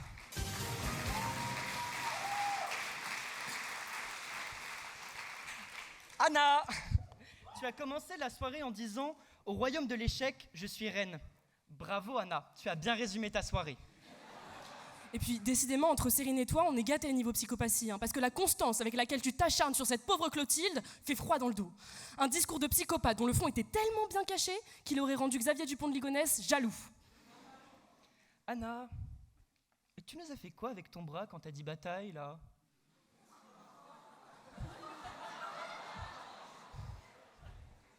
Bon, toujours est-il, l'avantage de ton discours, c'est qu'il a très bien su mettre en valeur celui d'Arthur. Anna, tu nous dis ne pas vouloir être l'arbitre sur le bord du terrain. Mais bon, on te voit déjà demander une VAR au jury pour contester ta défaite, hein. Anna, si la honte était française, vous seriez une baguette. Vous êtes l'oratrice faible. Au revoir.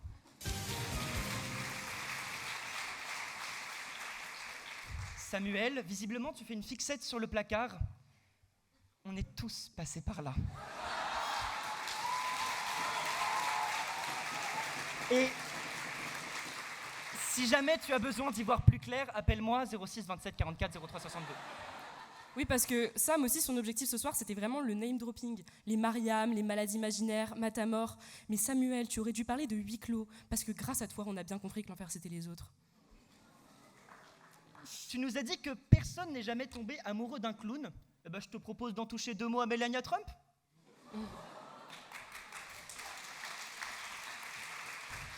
Ça va, Aurel ? Non, mais ça va ? Parce que la cassette que tu as retrouvée dans ton armoire, c'est Aurel qui l'a enregistrée après avoir entendu ton discours. Bravo, Samuel, t'as gagné. Tu es sa 13e raison. Bon, je vais vous partager les backstage. Trouver une tenue à Samuel a déclenché la pire crise géopolitique depuis la crise des missiles de Cuba. Et tout ça pourquoi? Un t-shirt blanc et un pantalon gris? Est-ce que vous pensez que John Fitzgerald Kennedy aurait laissé faire ça? C'est une crise majeure et le pape reste au Vatican. Jean Paul II serait venu et aurait dit « Tuez-moi, je représente le Christ !»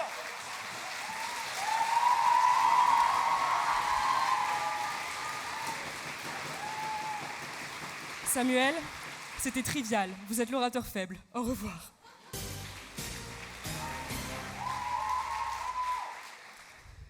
Au terme de cette reprise, vos scores sont toujours identiques. Notre jeu ne prévoyant pas d'épreuve de mort subite, nous sommes contraints de céder à notre jury la lourde et terrible responsabilité de trancher. Si ça ne tenait qu'à nous, vous seriez tous et toutes perdants et perdantes. Et le trophée nous serait remis pour une reprise, ma foi, exceptionnelle. Mais on doit bien vous le concéder, ce soir vous avez gagné le cœur du public. Un public qui n'a finalement pas si mauvais goût. Coralie, tu as fait face à la mort avec un masque de franchise. Jeb, tu nous as montré qu'on peut partir de très loin, mais quand même arriver à destination. Cérine, tu nous as montré la splendeur et la misère des luttes intérieures. Arthur, tu as porté les voix de la détresse désemparée. Anna, tu as donné un visage à la tendresse. Samuel, tu as fait nôtre la difficulté d'être soi. Et pour ça, nous vous disons merci. C'est grâce à vous que France Polémique peut exister.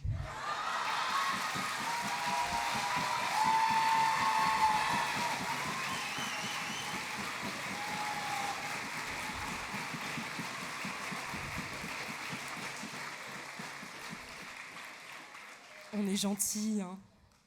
Est-ce qu'on essaie de vous faire oublier qu'on a été des sacrés enfoirés pendant 7 minutes? Oui, peut-être. On espère en tout cas qu'on a bien joué notre rôle de bouffon, de troubadour, de chantre, de ménestrel. La soirée n'est pas finie. Jouons encore ensemble un peu.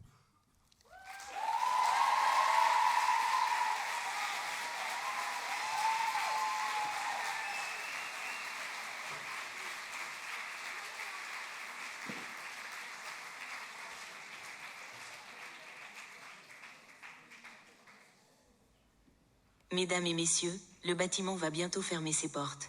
Oups mince, je me suis trompée, excusez-moi. Je suis fatiguée en ce moment, je travaille trop, cette école m'exploite.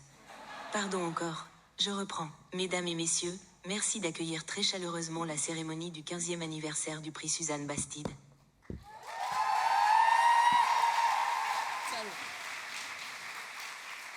Joyeux anniversaire,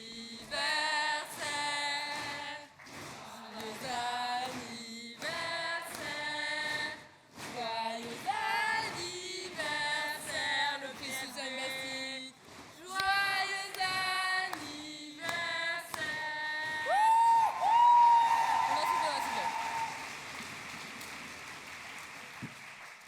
Mesdames et messieurs, Amis des belles lettres, merci d'être présents pour célébrer avec nous le 15e anniversaire du prix Suzanne Bastide.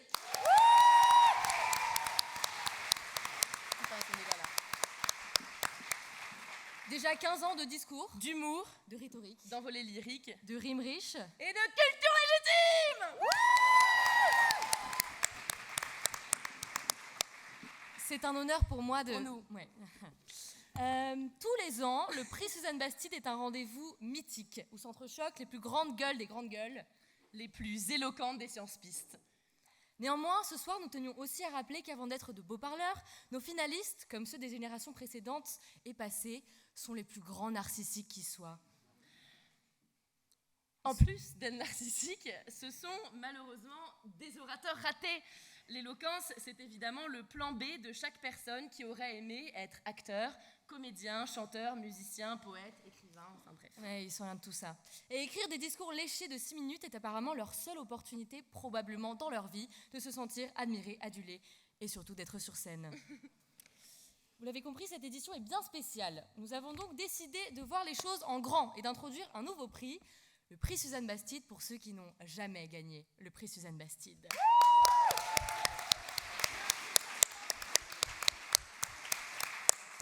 Sont nommés dans cette catégorie Ariane de Rien. Des rien.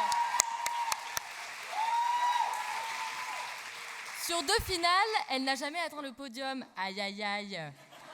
Audrey Milsan, malgré le fait qu'elle ait été jury lors de toutes les sélections de cette édition, elle n'a jamais participé à un seul concours. Les triplétades, ça ne compte pas.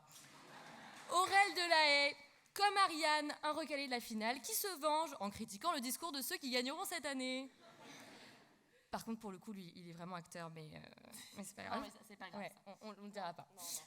Madeleine Iselin, n'ayant jamais atteint la finale du prix, elle a tenté de rejoindre HEC pour jouer à leur concours d'éloquence, mais ce fut un échec. Trêve de présentation, le jury composé de moi-même. Est-ce qu'il y a un huissier dans la salle? Bon. Ah, merci, super. Merci. Donc le jury composé de moi-même a délibéré et le gagnant du prix Suzanne Bastide de ceux qui n'ont pas gagné le prix Suzanne Bastide est Ariane Derrien.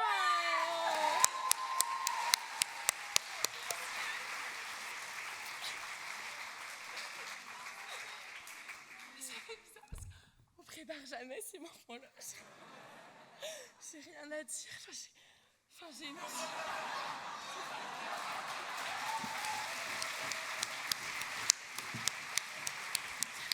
Je voudrais commencer par remercier ma famille qui est dans la salle.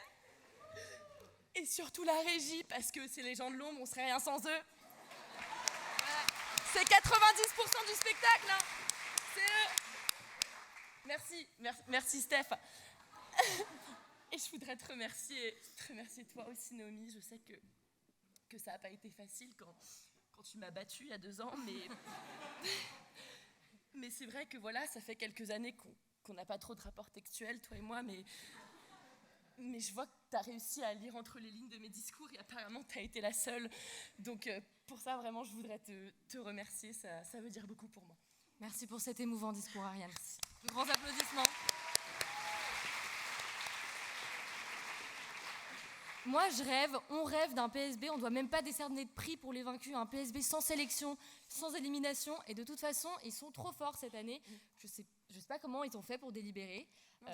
C'est vraiment la meilleure édition. Je pense que nous, on était globalement assez médiocres.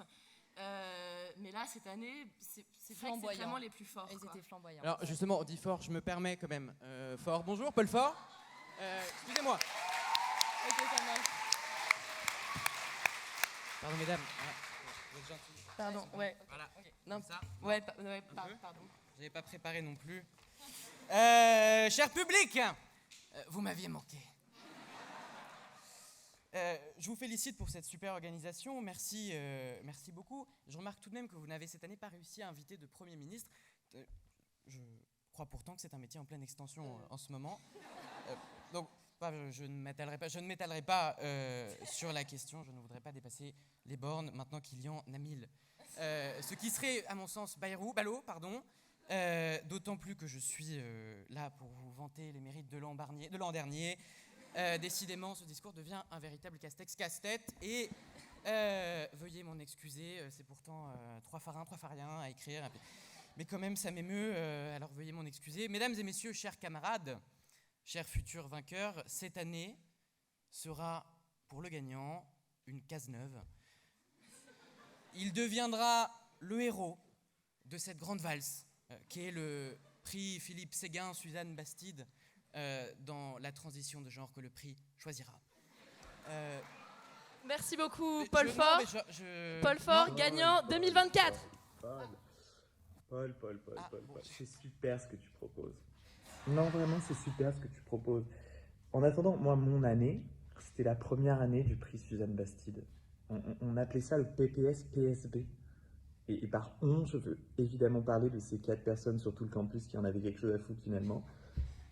On a changé le nom d'un prix pour passer d'un mec pas trop connu à quelqu'un que, en vrai, on ne sait pas trop qui c'est non plus. Et ça c'était beau. Donc voilà, Paul, on se détend, on souffle un coup, on reste calme et on en parle à un adulte. Et on admet que mon édition était de loin la plus iconique. Merci beaucoup, Pardon Victor Lobry, vainqueur de l'édition 2023. Je vous demande de l'applaudir, s'il vous plaît. C'est vraiment... Ah mince. Ah mince. Encore un. Je suis pas hyper d'accord avec Victor. En fait, Suzanne Bastide est extrêmement connue. On la connaît tous pour notamment son ouvrage, Les problèmes territoriaux dans la jurisprudence de la Cour internationale de justice. Voilà, je veux dire. Et je ferai pas, voilà, je suis le dernier récipiendaire du prix qui s'appelait le prix Philippe Séguin. Je ne me ferai pas l'avocat justement de la défense du non-changement de nom. Je laisse ça aux dinosaures de sciences polémiques qui pourront s'en charger. Et d'autant plus que je me suis dit, par contre, il y a un changement de logique. C'est-à-dire qu'avant, le prix Philippe Séguin a été appelé comme ça parce que Philippe Séguin est décédé en 2010. Alors du coup, je me suis dit, je vais regarder sur la page Wikipédia de célébrités qui sont mortes en 2023, et peut-être qu'on aurait pu trouver des trucs hyper sympas, quoi.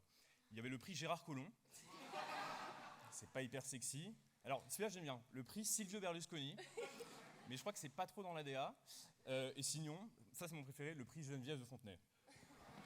Merci beaucoup Antoine Morel, vainqueur de l'édition 2022. Je vous demande de l'applaudir aussi. Bon, moi, évidemment, ma finale, j'en garde un souvenir un peu amer, qui me rappelle du manque de chance existentielle qui semble rythmer ma vie. Voilà, la seule fois de ma vie où je gagne quelque chose, ça tombe l'année du Covid. Donc, bah voilà, forcément, il n'y avait personne dans la salle. Hein. Voilà, ambiance chelou, ambiance un peu répétition, ambiance open mic. Alors, il y avait les membres du jury, effectivement, mais que des inconnus. Donc vous me direz, au moins c'était pas très stressant, hein, faire un discours devant l'équipe maquillage, l'équipe technique, pas très stressant. Mais voilà, un souvenir sombre. Léa Honora, vainqueur de l'édition 2021.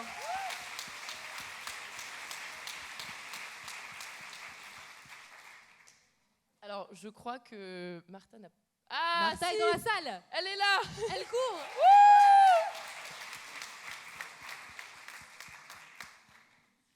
Je suis trop vieille pour courir. Bonsoir Boutmi, est-ce que vous aimez encore les histoires? C'est tant mieux parce que je suis là pour faire mon mea culpa. J'ai fait un truc horrible pour gagner le prix en 2019. 3 jours avant la finale, j'étais en babysitting. Et c'est évidemment à ce moment-là que l'idée pour écrire mon discours a frappé et j'avais pas de papier. Et j'ai écrit mon discours sur le cahier de coloriage de la môme, que j'ai ensuite couché à 19h30 parce qu'il fallait que je continue d'écrire tranquillement. Et quand les parents sont rentrés, je me suis barrée avec les feuilles déchirées parce que j'avais besoin de mes idées. Et ce soir, 6 ans après, je voudrais dire à la petite Justine que je suis désolée, que je lui dois cette victoire et un cahier d'activité choupi. Merci beaucoup. Martha Yegayan, vainqueur de l'édition 2019.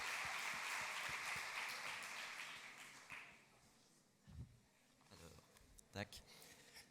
Ouais, en 2018, le prix Philippe Séguin, c'était 2018, hein, c'était les citations de films, c'était pas mal. Alors on avait des hommages aux Parrains, à Godard, à Tarantino et à Audiard. Et en vous écoutant ce soir, dans les rythmes de vos phrases, la finesse de vos mots, la liberté de votre ton, et en me rappelant nos vertes années sur cette estrade à votre place, ça m'a précisément fait penser à ce mot d'Audiard. L'éloquence sacrée, c'est comme la musique religieuse, pas besoin de comprendre pour écouter. C'était Stanislas Baudry, vainqueur de l'édition 2018.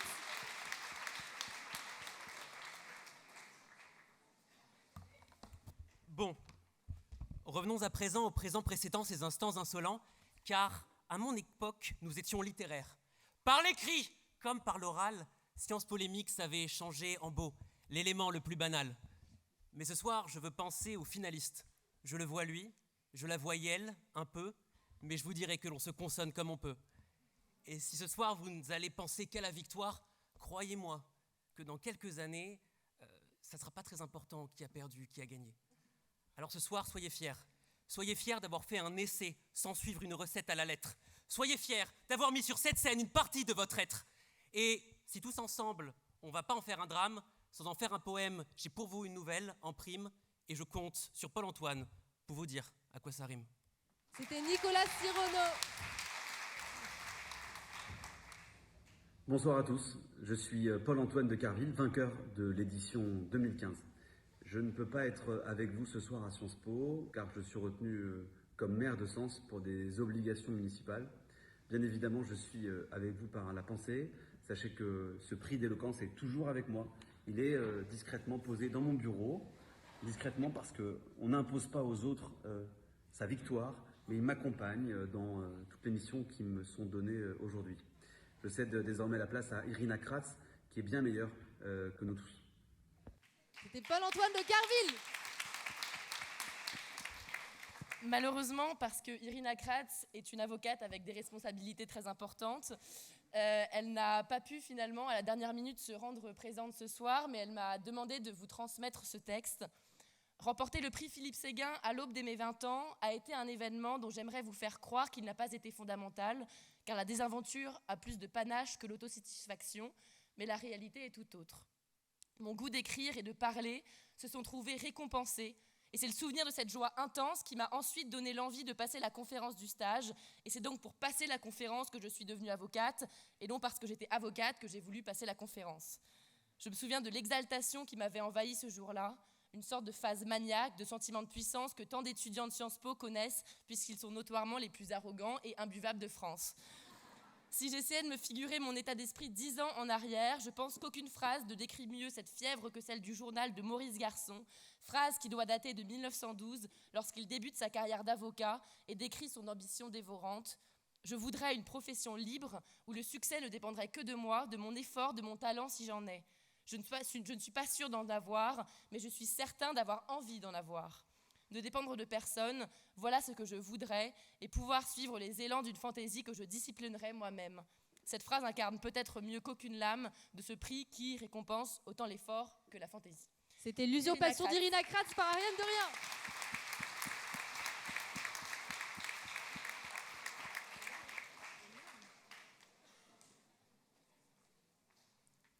Alors, moi, je suis fonctionnaire, donc je n'ai rien à faire.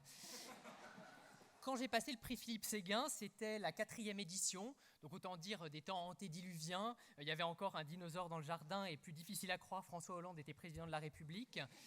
Autant dire que j'ai été très flatté d'être invité à la Boum des 15 ans. J'ai constaté que vous étiez devenu beaucoup plus intelligent. Je n'ai rien compris à la plupart des citations qui étaient très compliquées. J'en ai quand même beaucoup aimé une que je remercie les organisateurs et organisatrices de nous avoir fait découvrir. Cette belle citation du général de Gaulle, je crois. « En Kachana baby, tu dettes ça, Jaja ». Merci. Bref, tout ça me donne surtout envie d'être invité à la Boum des 18 ans de Suzanne. À ce moment-là, Suzanne aura l'âge de passer son permis en automatique et de se rendre compte qu'on peut aussi le rater comme ça. Et puis surtout, Suzanne aura l'âge de boire de l'alcool, même si on sait dans quel état tu es rentrée, Suzanne, vendredi soir, tes parents ne sont pas dupes. En attendant, c'est un champomis que je lève au prix Suzanne Bastide en lui souhaitant 15 superbes années après ces 15 très belles années.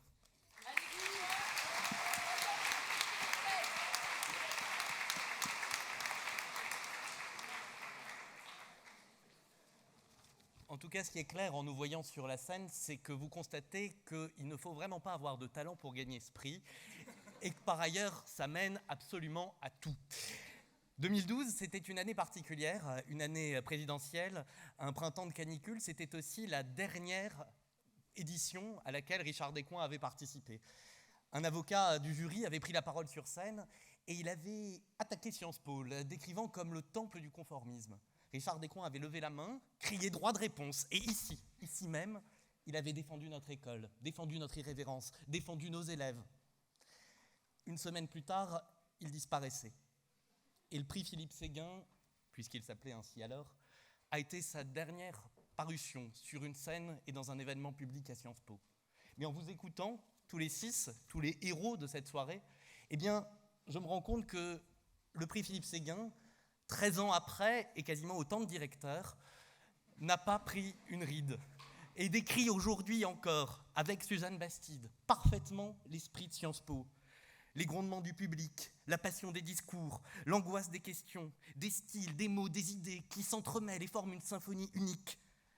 Des sujets parfois un peu prétentieux, mais des convictions fortes toujours. Et Sciences Po, c'est Coralie, voulant dompter la mort et jouer le premier rôle de sa vie. C'est la fougue de Jean Esteban, sa fureur face à la médiocrité de Sandrine et sa soif de découvrir le monde. C'est ça la sincérité et la sensibilité de Cérine, intransigeante face aux injustices du monde, mais confiante dans l'avenir. C'est Arthur, refusant d'être le con de la soirée et voulant briser les chaînes du silence. C'est la rage de vaincre et l'envie de conquérir le monde d'Anna, quitte à perdre l'amour. C'est Samuel, croquant le monde avec ironie et enfilant le costume de sa vie. C'est évidemment Aurel et Alix, avec humour et perruque, mettant en avant tout ce que Sciences Po existe. Car c'est bien ça, Sciences Po, un tout, unique, sincère, fougueux, irrévérencieux, un tout, et des élèves qui sont là pour le faire vivre encore pour longtemps, un tout, et nous sommes fiers, je pense, collectivement, d'accueillir bientôt un nouveau membre dans la famille des vainqueurs de ce prix.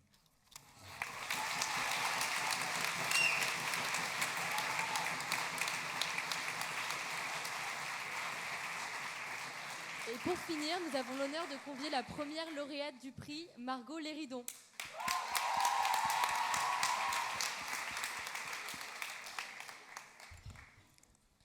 Il y a 15 ans, pour la première édition du prix Philippe Séguin, le thème de la finale, c'était la vérité.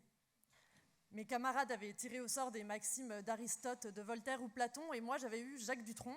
On nous cache tout, on nous dit rien.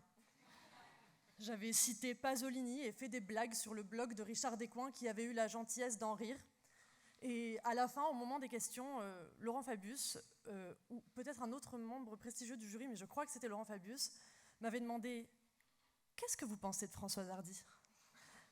Or, moi, à 20 ans, je commençais à bien connaître les institutions de la Ve République et l'histoire du Second Empire, mais je ne savais pas du tout que Jacques Dutronc était en couple avec Françoise Hardy. Et puisque le thème était la vérité, je vais être honnête jusqu'au bout. À 20 ans, je ne savais pas non plus exactement qui était Gisèle Halimi, la seule femme du jury. Tout ce que j'ai saisi d'elle à l'époque, tout ce que j'ai saisi de cet ado espiègle de 83 ans, c'est qu'elle avait cette force qui permet d'être doux. Et je nous souhaite à tous, après des années à travailler les mots pour tenter de nous faire entendre, parce qu'évidemment, ça ne s'arrête pas au concours d'éloquence, de trouver nous aussi un jour cette assurance tranquille qui permet d'écouter. «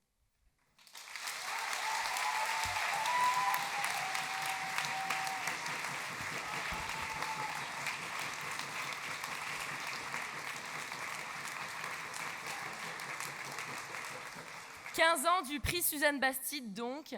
15 ans d'avoir les mains en maths et le trac. 15 ans de pourquoi pas moi. 15 jurys exceptionnels, sauf qu'à demain, ça a mal vieilli. 15 Boutmi, 15 premiers prix. D'ailleurs, merci Margot de ne pas avoir mentionné.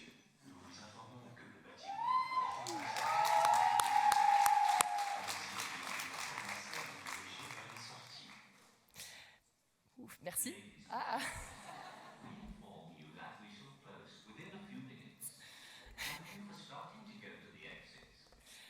Merci Margot de ne pas avoir mentionné, donc quand je lui disais que la première année, au-delà du fait que dans le jury étaient à la fois Laurent Fabius et Gisèle Halimi, on va quand même continuer. Le lauréat remportait également un voyage à Rome, décerné donc par ce jury exceptionnel. Merci de ne pas l'avoir mentionné donc, parce que j'aurais sûrement eu des comptes à rendre aux gagnants de cette année. C'est très long là, hein, c'est long pour tout le monde. 15 ans de public donc, enfin 14 pardon Léa, 15 ans de nous. Parmi vous dans la salle ou bien derrière vos écrans se trouvent sûrement les prochains Margot, Guillaume, Raphaël, Alexis, Irina, Paul-Antoine, Simon, Nicolas, Stanislas, Martha, Léa, Antoine, Victoire ou Paul.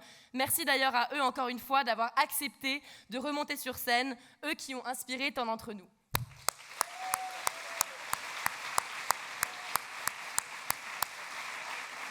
Ce concours marque aussi la fin de l'année pour Sciences Polémiques et je tenais à remercier tous les t-shirts rouges pour l'année extraordinaire qu'ils ont rendue possible.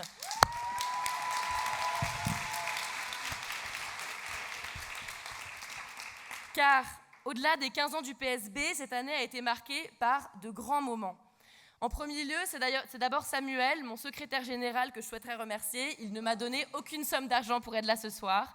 Au-delà d'être un excellent orateur, sa capacité de travail et son investissement cette année ont été sans précédent. Samuel, merci. Pour tout ce qu'ils ont fait pour Sciences Polémiques cette année, pour l'identité visuelle qu'ils ont apportée à l'association, pour le site, pour le vote du public, pour leur perfectionnisme, pour leur disponibilité, leur réactivité et pour leur ambition, Elsa et Victor mériteraient un prix à part entière. Applaudissez-les fort, s'il vous plaît.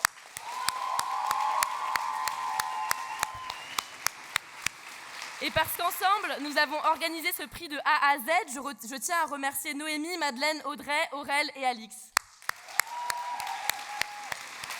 Merci à tous les staffs qui ont donné du souffle à tous les événements tout au long de l'année.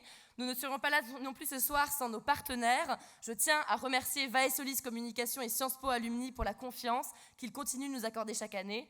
Cette année, un nouveau partenaire les a rejoints également, The Women in Programmatic Network. Un grand merci à tous ces partenaires. Merci à Charlotte de Vaugué, l'artiste extraordinaire qui a réalisé avec beaucoup de talent le magnifique trophée de cette édition. Je tiens également à remercier l'administration et plus particulièrement Isabelle Raymond qui nous a accompagnés tout au long de cette année. Évidemment, ils nous font ce soir l'honneur d'être présents. Un immense merci, s'il vous plaît, Boutmi, aux jurés qui se sont déplacés et qui ont passé la soirée avec nous.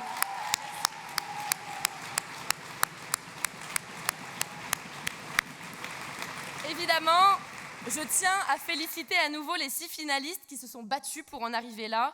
Il y a 5 semaines, ils étaient plus de 200 candidates et candidats et ils étaient tous bons. Merci et bravo aux demi-finalistes et à tous les participants qui nous ont partagé en 4 minutes une partie de leur être. Ma pensée va également au campus délocalisé de Sciences Po, sur lesquels le cœur de Sciences Polémiques bat aussi. Merci à eux d'avoir fait vivre l'association dans les 4 coins de la France. Comment ne pas avoir de pensée particulière pour Poitiers, qui a eu cette année la lourde tâche d'accueillir le prix Richard Descoings et qui a surtout été si bien représenté ce soir par Arthur Mahé. Merci à tous les anciennes et les anciens et à toutes celles et ceux qui ont bien voulu nous aider à sélectionner et à coacher les diamants bruts qu'on a eu la chance d'écouter. SPK, je me souviens de notre première rencontre. C'était juste après un été où Petrouchka et la kiffance passaient sur toutes les JBL Go 3 de France. Il faisait encore jour tard et je portais une jupe bleue à pois noirs. Ce sont des amis qui nous ont présentés. On était plein autour d'une bière et je ne connaissais pas grand monde à l'Union Square, mais tout le monde m'a parlé de toi. Je me souviens de Tristan, Mathieu, Colin, Nemo, Gauvin, Antoine, Emma, Thomas. Notre premier date a eu lieu en septembre dans une salle du 27. Par hasard, je me suis assise à côté de Charles et c'est comme ça qu'on est devenus amis aussi. Tu m'avais demandé de disserter sur une phrase de Camus. Rien au monde ne vaut qu'on se détourne de ce qu'on aime et pourtant je m'en détourne sans que je ne puisse savoir pourquoi. Et comme je suis un peu une nepo baby de l'éloquence, j'avais demandé à ma mère de le relire. Sur le document que je lui ai partagé, elle avait écrit « Bon travail mon enfant, je t'embrasse très fort, ta maman à qui tu manques ». Je me souviens alors de mon appartement encore un peu vide et de mes pas de bébé dans la vie solo.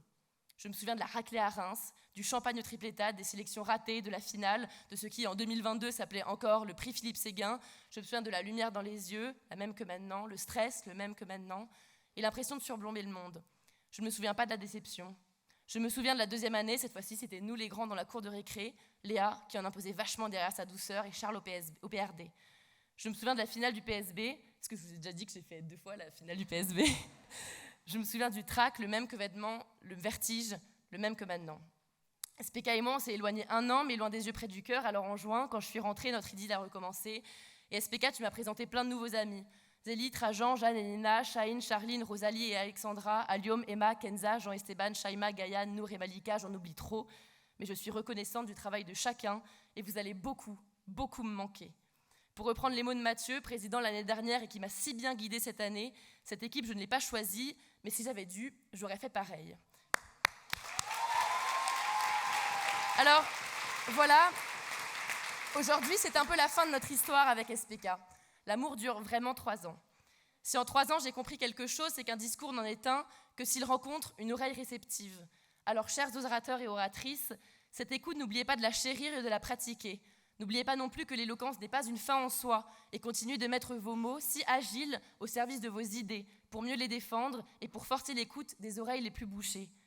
Rien au monde ne vaut qu'on se détourne de ce qu'on aime et pourtant je m'en détourne sans que je ne puisse savoir pourquoi, sauf que maintenant je sais. J'ai aimé faire des discours, mais je crois que j'ai appris à aimer encore plus vous voir briller sur scène.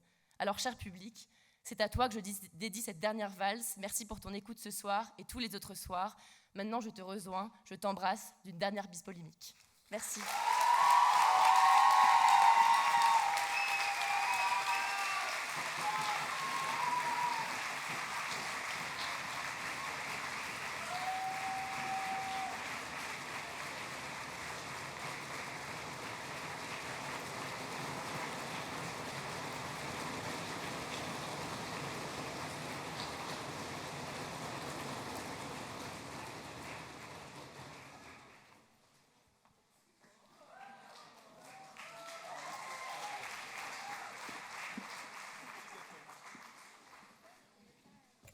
Quelqu'un a laissé un gâteau?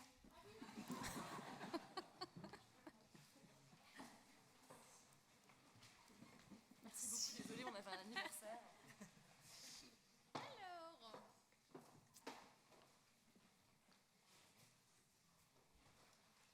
bien, je pense que le moment tant attendu est arrivé. Je ne serai pas la première à m'exprimer puisque c'est moi qui indiquerai qui est le ou la vainqueur de ce soir. Donc je laisserai d'abord les autres s'exprimer, mais je voudrais simplement vous dire quand même qu'on a passé une merveilleuse soirée. Mais vous ne pouvez pas imaginer à quel point. Parce qu'il y avait beaucoup de lumière dans les regards, c'est vrai, sur scène, tous les regards. Il y avait beaucoup de fougue dans les voix, il y avait beaucoup de vibrations dans les âmes. Et c'est Sciences Po que j'aime. Donc vraiment, merci infiniment pour cette soirée.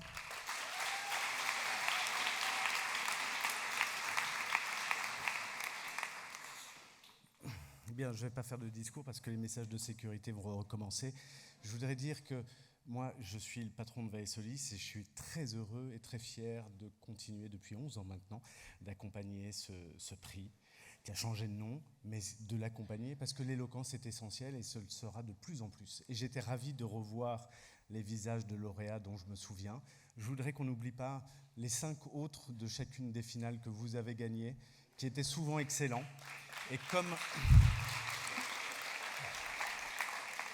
Et sans vouloir blesser personne, mais comme j'ai été membre sur les 11 ans, je crois 9 ou 10 jurys, je sais que parfois ça a été difficile de trancher entre vous qui avez gagné et d'autres qui étaient tout près de gagner. Je voudrais qu'on ait aussi une pensée pour eux. Mais ce soir, nous sommes là pour célébrer Coralie Bailly. Où est-elle ?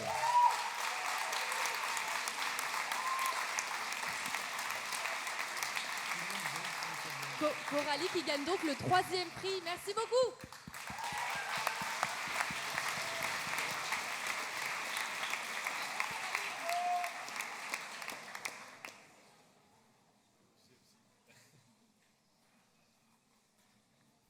Voilà, j'ai couru pour ramasser le bel objet que j'ai entre les mains.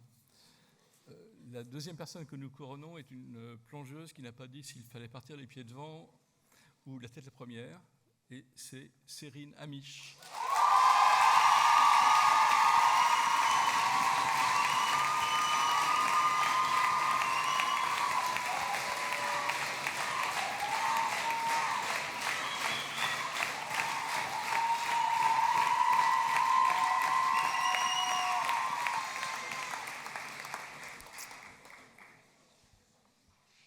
Alors le vainqueur de ce soir, c'est celui qui a donné à chacun des membres de ce jury l'envie de s'appeler Sandrine, de vivre à Viroflay dans les Yvelines, pour qu'il vienne à notre recherche. Bravo à Jean-Esteban Lyon.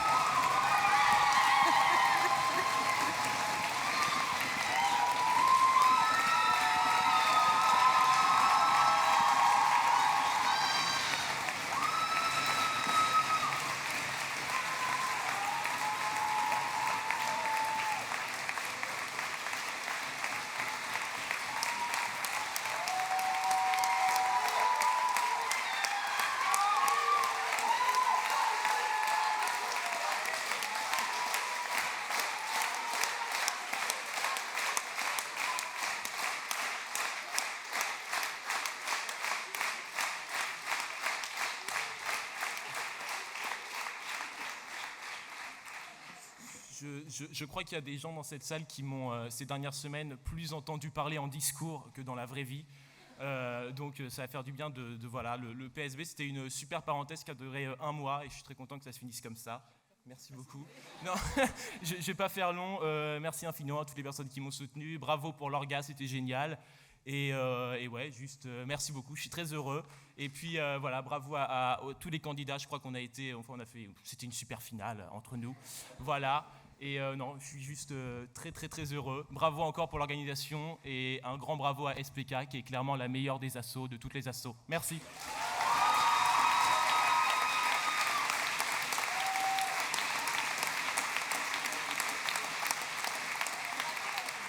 On est extrêmement pressé par le temps, donc si vous voulez bien rentrer chez vous de manière rapide, s'il vous plaît. Et on invite quand même les candidats à monter sur scène pour une photo, rapidement, les autres.